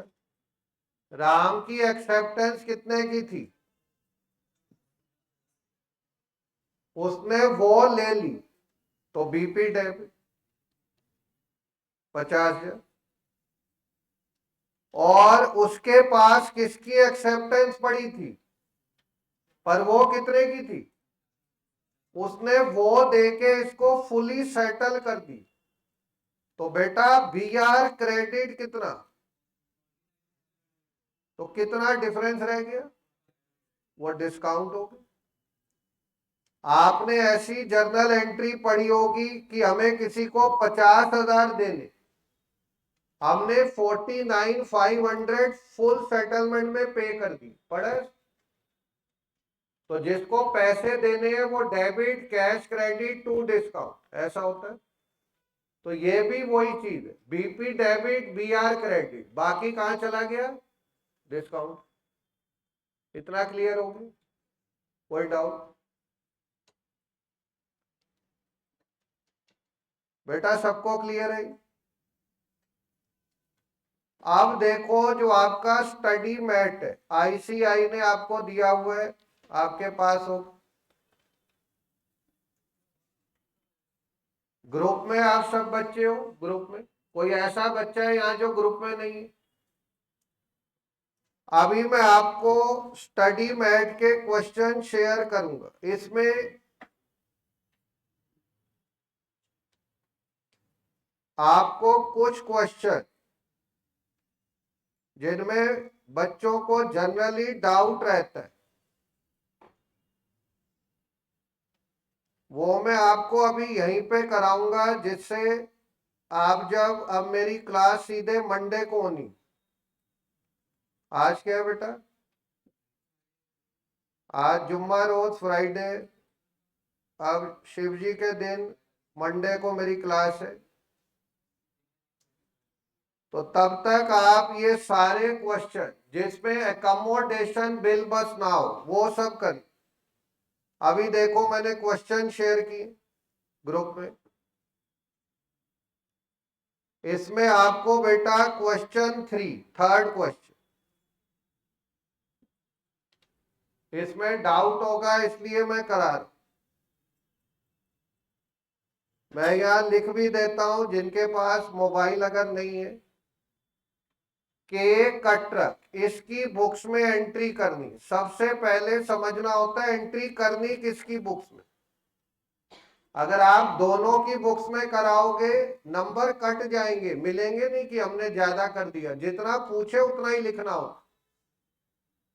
अब इसमें फर्स्ट पॉइंट क्या है? लिखा है Katrak acceptance to Basu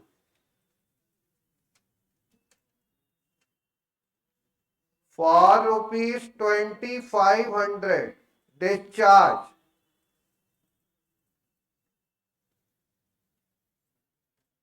by cash payment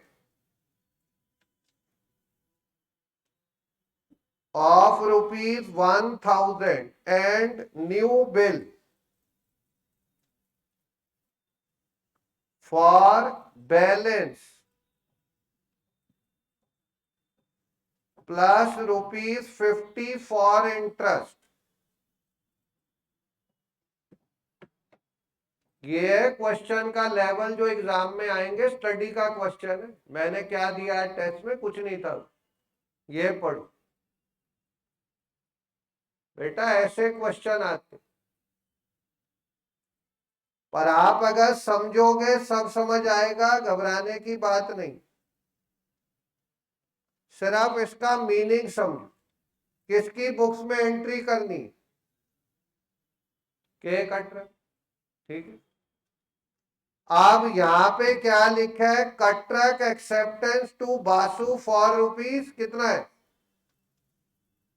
25। कटरक ने एक एक्सेप्टेंस किसको दी थी? बासु को। कितने की? उसको उसने डिस्चार्ज कर दिया, उसकी पेमेंट कर दी। कितना? कैश देके। और बाकी एक नया बिल एक्सेप्ट कर लिया जिसमें कितना इंटरेस्ट ऐड हो गया। तो ये बेटा वही है जो मैंने आज आपको रिन्यूअल ऑफ बिल पढ़ाया, और उसमें जो पार्ट पेमेंट होती है वही तो, बस लैंग्वेज से उसको समझना। तो इसमें फर्स्ट एंट्री कटरक क्या करेगा? बीपी अकाउंट डेबिट, उसने बिल एक्सेप्ट किया टू बासु 2500, तो ओल्ड बिल कैंसिल हो। सेकंड, कितनी पार्ट पेमेंट वो दे रहे? तो बासु डेबिट टू कैश 1000।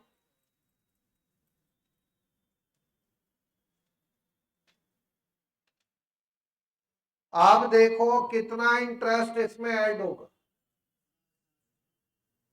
तो बेटा इंटरेस्ट डेबिट जो बचा हुआ अमाउंट है ना, उस पर इंटरेस्ट लगे। टू बासु 50। अब नया बिल कितने का एक्सेप्ट करेगा? कितना होगा? Basu debit to bills payable कितना आएगा बेटा? 1550। जो मैंने कराया वही चीज है, बस समझने की बात है कि भाई उससे हमें समझ जाना है कि ये बात हुई। और कट्रक की बुक में ही एंट्री करनी है जिसमें वो करने के लिए बोल, ये आंसर हो। नरेशन लिख देना, जो भी जर्नल एंट्री करते हो बीइंग या फॉर लिख के आगे जो एंट्री किस चीज के लिए कर रहे हो वो लिखना होता है, नंबर तभी अच्छे आएंगे। अब इसका सेकंड पार्ट क्या लिखा है बेटा, बताना, पढ़ना, क्या लिखा, क्या लिखा है?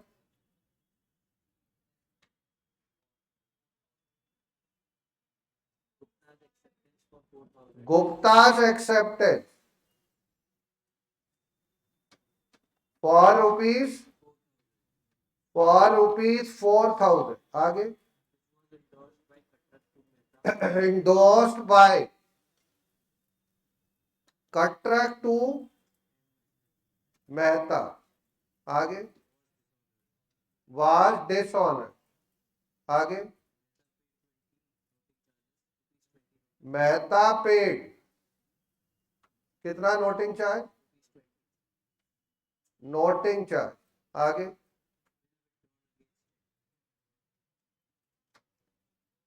Bill withdrawn again check.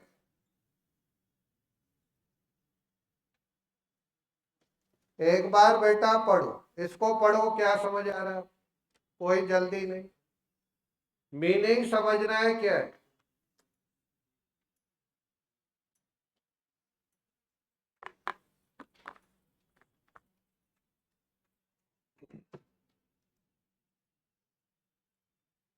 किसकी एक्सेप्टेंस थी बताओ,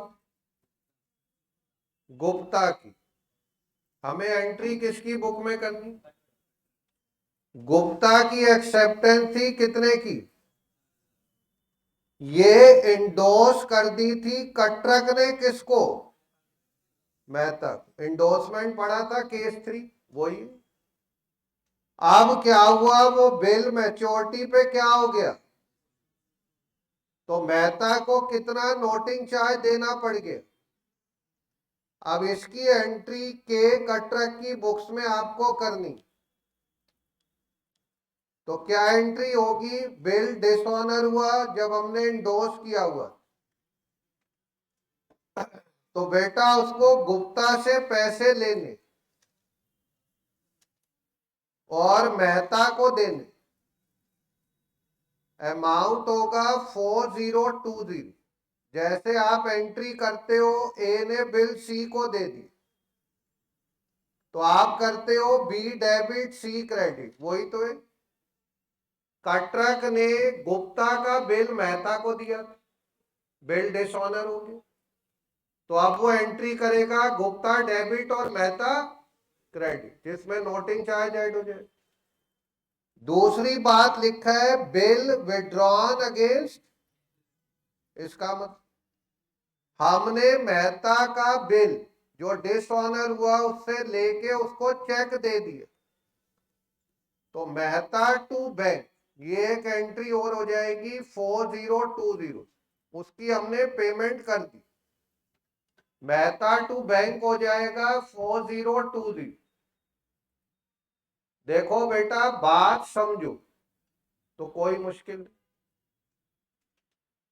और बात को मानो कि मुश्किल है,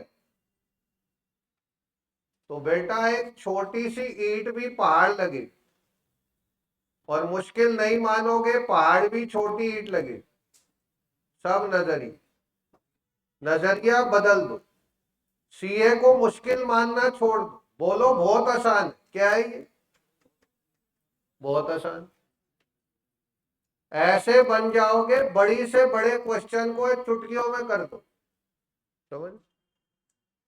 क्योंकि बेटा अभी हम फाउंडेशन में,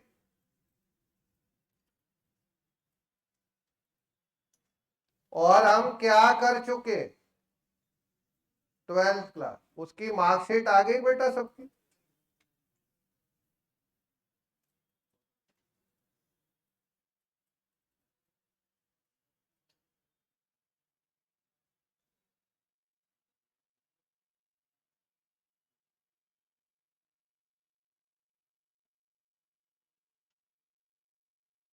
कितने बच्चे 12th कर चुके? भाई सारे कर चुके।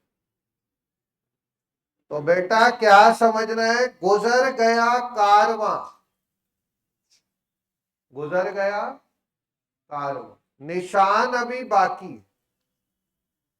12th क्लास के एग्जाम निकल गए, मार्कशीट तो है आपके पास।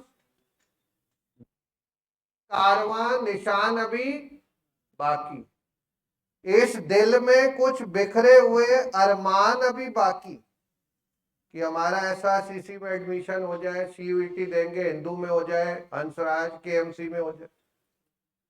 गुजर गया कारवां, निशान अभी बाकी है। इस दिल में कुछ बिखरे हुए अरमान अभी बाकी। अभी तो हुआ है सामना चंद लहरों से, जिंदगी में आने कई तूफान अभी बाकी। फाउंडेशन क्या है? चंद लहरें, अभी तो बड़े बड़े तूफान आने। तो उसके लिए हमें तैयारी कर। वाह वाह कर दो बेटा एक बार, ऐसे मत करो। पीछे वाले बच्चे जो पढ़ाई में डूब चुके, भाई थोड़ा बाहर आ जाओ, ऐसे मत करो। कितने शेर मुझे याद है, देख रहे। इतनी अगर आपको पढ़ाई याद हो जाए तो सीए बन जाओ। वो कर गए थे वादा, वो कर गए थे वादा आने का ख्वाब में। वो कर गए थे वादा आने का ख्वाब में, खुशी के मारे नींद ही ना आई तमाम रात। ऐसा भी होता है। जब सुजीत किसी से मिलने जाता है नेक्स्ट डे, उस दिन रात को नींद नहीं आती कि भाई कल मुझे जाना है कहीं। ऐसे ही एग्जाम के दिन होता है, एग्जाम के प्रेशर में नींद नहीं आती। कोई बात, एक दिन सोओगे नहीं बेटा, कुछ नहीं हो। इतना क्लियर है? चलो थर्ड पार्ट पढ़ो। क्या है थर्ड पार्ट? ये बच्ची पढ़ेगी बेटा। पढ़ना क्या लिखे, क्या लिखा है? डी, मिस्टर डी मान लेते, डी है ना। मिस्टर डी क्या लिखा है? Retire A bill for ₹2000। आगे, drawn on him by cutter. आगे, फॉर ₹10 डिस्काउंट। इतना ही है। ये क्या कॉन्सेप्ट है बेटा बताना? रिटायरमेंट आज ही पढ़ाया आपको।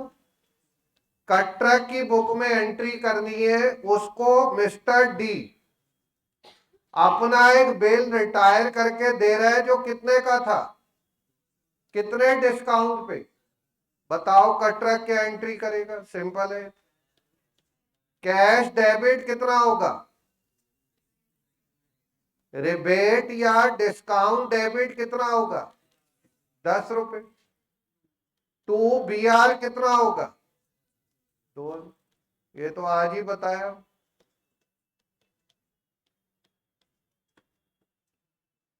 तो आप मुझे बताओ, 4 पार्ट है। ये पार्ट मुश्किल है क्या? ये तो आसान ही था। भाई घबराना नहीं, जो आता है वो करो, बाकी को भी सोचो, होगा वो भी। जो आता है उसको तो कर लो, उतने नंबर तो हमारे हो गए ना पक्के। बाकी भी सही होगा। एंड में एग्जाम जब पूरा कर लोगे तब इन पे आओ, इन पॉइंट्स पे जो हमें समझ नहीं आए उन पे फिर सोचो, वो भी सही होगा। लास्ट पार्ट बताना बेटा क्या? पीछे वाली बच्ची पढ़ेगी, क्या लिखा है?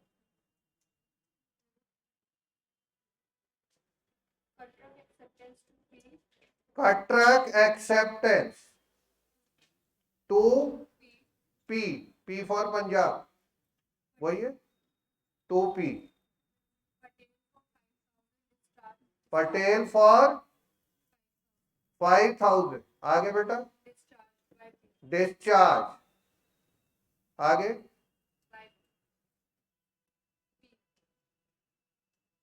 Katrak acceptance to Patel for 5000, discharge bye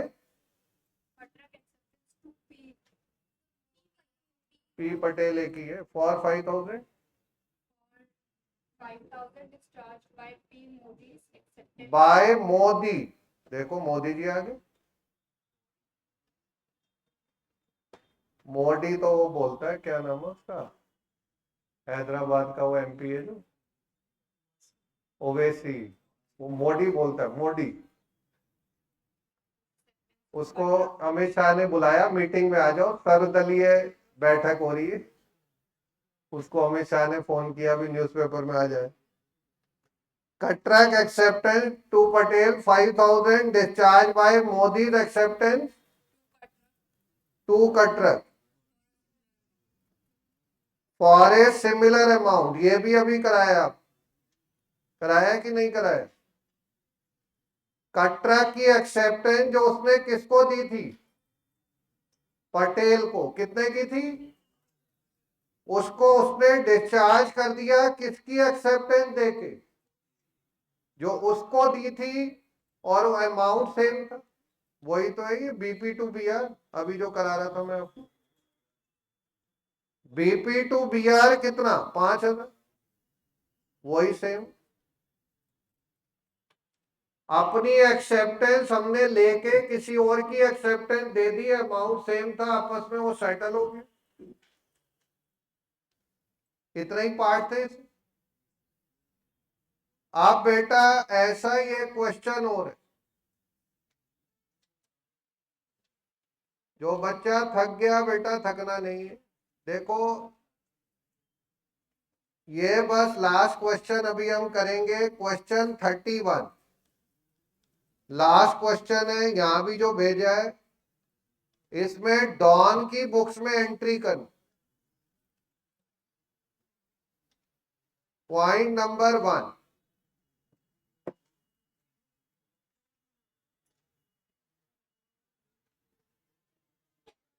बेटा आप पढ़ना फर्स्ट पॉइंट क्या?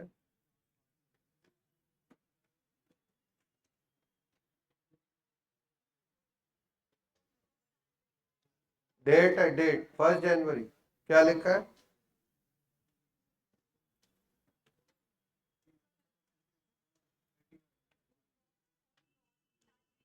बॉब इन्फॉर्म डॉन, आगे, दैट रेज एक्सेप्टेंस, आगे, फॉर ₹3,000 डिसऑनर्ड। यही है क्या? है? आगे, नोटिंग चार्ज कितना है? कितना बेटा? 40। आगे, बॉब एक्सेप्ट ₹1,000 इन कैश। आगे, बैलेंस एज बिल 3 month @10%। आगे बेटा क्या दिए? डॉन एक्सेप्ट फ्रॉम रे his acceptance at 2 month plus interest 12%। इतना ही है, यही है बेटा। एक बार क्वेश्चन पढ़ो, ऐसा मैंने आज टेस्ट में भी दिया था। फर्स्ट वाली लाइन वही जो टेस्ट में दिए थे ना, 5 पार्ट थे। किसकी बुक में एंट्री करनी है? डॉन की बुक में। अब बॉब क्या कर रहा है? डॉन को इन्फॉर्म कर रहा है कि एक रे था जिसकी एक्सेप्टेंस क्या हो गई? डिसऑन। कितने की थी वो? और नोटिंग चार्ज कितना लग गया? पहले सिर्फ इसको समझ। बॉब आके डॉन को क्या बोल रहा है? किसकी एक्सेप्टेंस डिसऑनर हो गई? तो वो डॉन को क्यों बता रहा? हुआ क्या होगा? रे की एक्सेप्टेंस डॉन ने बॉब को इंडोर्स की हो, तभी तो वो आके बता रहा है उसको ये बात। अब अगर ऐसा हुआ तो बेटा डॉन की बुक्स में क्या एंट्री होगी? रे डेबिट टू बॉब, कितना? 3, नोटिंग चार्ज कितना कितना? 3040। हुआ क्या, डॉन ने रे की एक्सेप्टेंस बॉब को दी, बॉब ने आके बताया जी वो डिसऑनर हो गई और नोटिंग चार्ज मुझे और देना पड़ गया 40। तो डॉन एंट्री करेगा रे टू बॉब कितना? 30। ये तो हो गई फर्स्ट एंड। आगे पढ़, आगे लिखा है बॉब एक्सेप्ट कितना? कैश, और बैलेंस का उसने बिल ले लिया किस रेट पे, और पीरियड कितना था? अब इसकी एंट्री हो क्या होगी? बॉब डेबिट टू कैश 1000,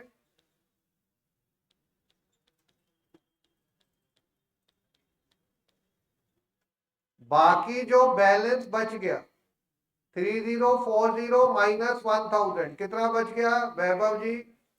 कितना बच गया? 20। उसका इंटरेस्ट, तो interest account debit to Bob, Bob को हमें पैसे देने हैं 2040 पे, कितने परसेंट है? 10 है, 3 मंथ्स के लिए। रेट देख लो 10 है 12 है? क्वेश्चन पे देखो 10% है, वो आगे वाले पे 12। कितना आएगा बताने? कितना? 50। अब उसने एक एक्सेप्टेंस बॉब को दे दी, Bob debit to bills paper. देखो रिन्यूअल का भी कॉन्सेप्ट आ गया इसमें। 2040 प्लस 51 कितना हो जाएगा?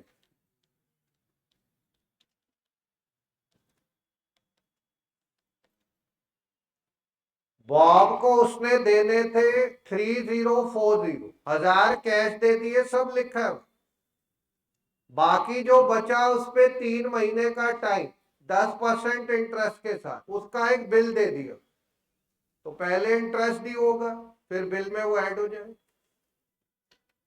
स्टडी के बेटा आंसर मत देखना, इसलिए मैं स्टडी के क्वेश्चन करा रहा हूं। आंसर जैसे मैं बता रहा हूं वैसे करना, वहां पे अलग अलग आंसर हो। कहीं तो वो 3 एंट्री मिला देता है, कभी 3 की जगह 1 कर देगा, ऐसे कुछ करता रहे, उसको मत देख। आगे क्या लिखा है? Don accept from Ray his acceptance at 2 month plus interest. अब डॉन को जो रे से पैसे लेने थे उसको उसने रे से लिया, कितने पीरियड का टाइम और दिया? तो बेटा रे डेबिट टू इंटरेस्ट 3040 पे, इंटरेस्ट का रेट कितना है? 2 मंथ्स के लिए। देखो क्या है,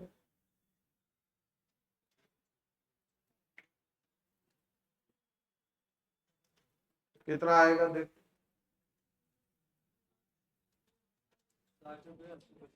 है जी 61, राउंड ऑफ कर दो।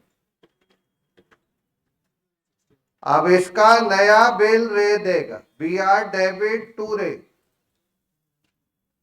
कितना आएगा बेटा? 3040 प्लस 61, देखना क्या हो गया। है जी 31, कितने बच्चों का आ रहा है? यही आ रहा है बेटा। एक बार क्वेश्चन पढ़ो, ये 6 एंट्री को देख।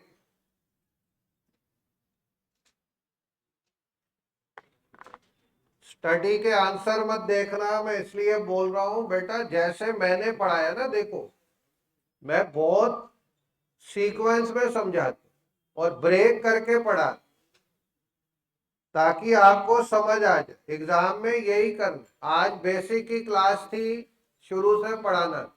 कितने बच्चे वो क्लास करेंगे? जितने करेंगे कराई जाएगी, टेंशन मत। अभी इसको देखो, 6 एंट्री देखो, कोई डाउट? बेटा एक बार देखो, क्वेश्चन मैंने लिखवा दिया इसलिए सारी एंट्री पढ़ो। कोई बात आपको लग रहा है समझ नहीं आ रही, मुझे बताओ।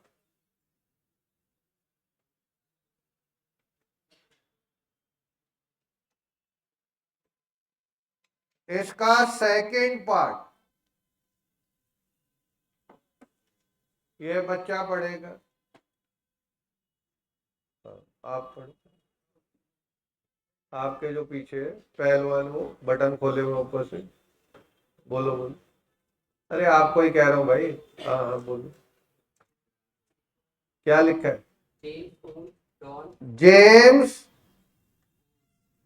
ओज डॉन। कितना? 3200। जेम ने कितने पैसे डॉन को देने थे? 32। ओज मतलब हमें देने। आगे क्या लिखा? He sent Don's own acceptance। कितने की? In favor of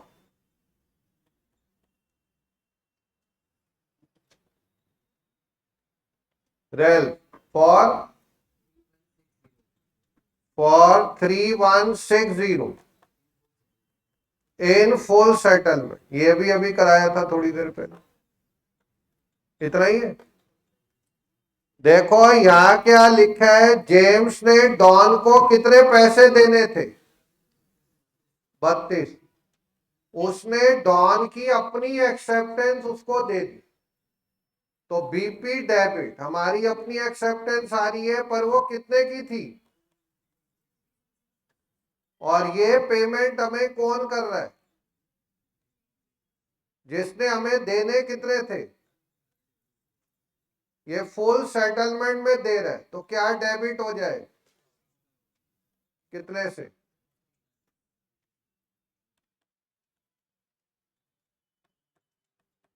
बस यही है। बीपी डेबिट, क्योंकि हमारी अपनी एक्सेप्टेंस आ रही। जेम्स ने पैसे देने क्रेडिट, डिफरेंट डिस्काउंट हो। ये हो गया बेटा इसका सेकंड पार्ट। थर्ड पार्ट बेटा आप पढ़ो, पढ़ दोगे? Don meets his acceptance in favor of Singh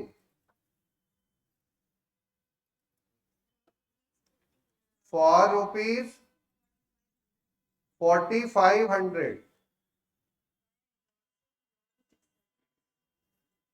by endorsing। कौन पढ़ रहा है पता ही नहीं चल रहा। अरे कौन पढ़ रहा है? आप पढ़ रहे हो? बाय, क्या लिखा है बेटा? By endorsing John's acceptance for rupees 4450 in full settlement। आगे कुछ लिखा है? इतना ही। क्या लिखा है बेटा? डॉन ने अपनी एक्सेप्टेंस, जो उसने किसको दी थी, कितने की थी वो, उसको सेटल कर दिया या मीट कर दिया बाय इंडोर्सिंग जॉन्स एक्सेप्टेंस, जो इतने की थी। तो क्या एंट्री होनी चाहिए डॉन की बुक्स?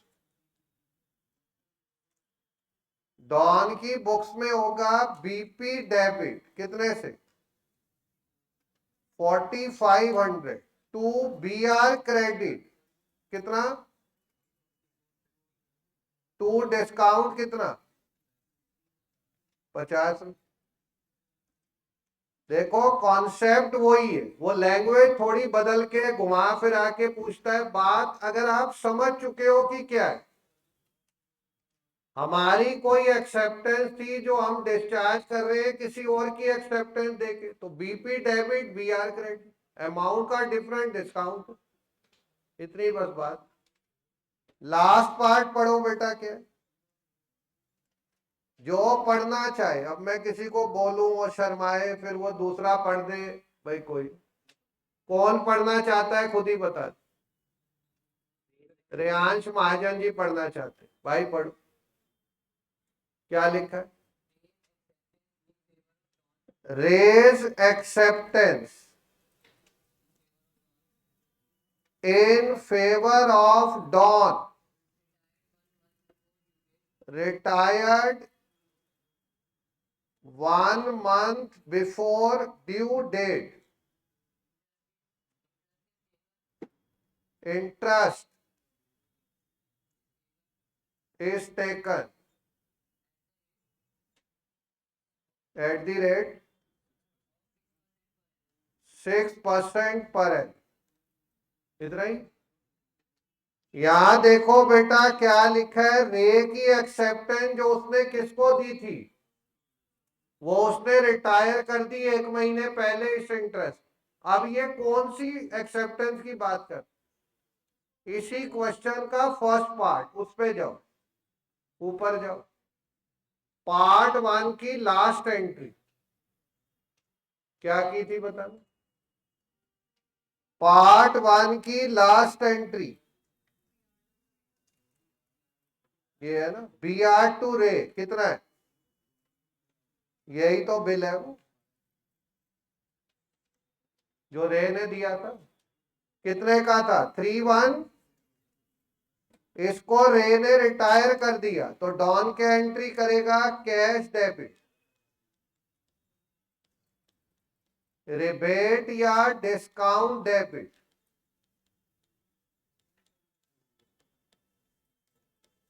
टू बी आर कितने का था 3,101, रिबेट हो गया 6%, 1 महीने। देखो क्या है, क्या है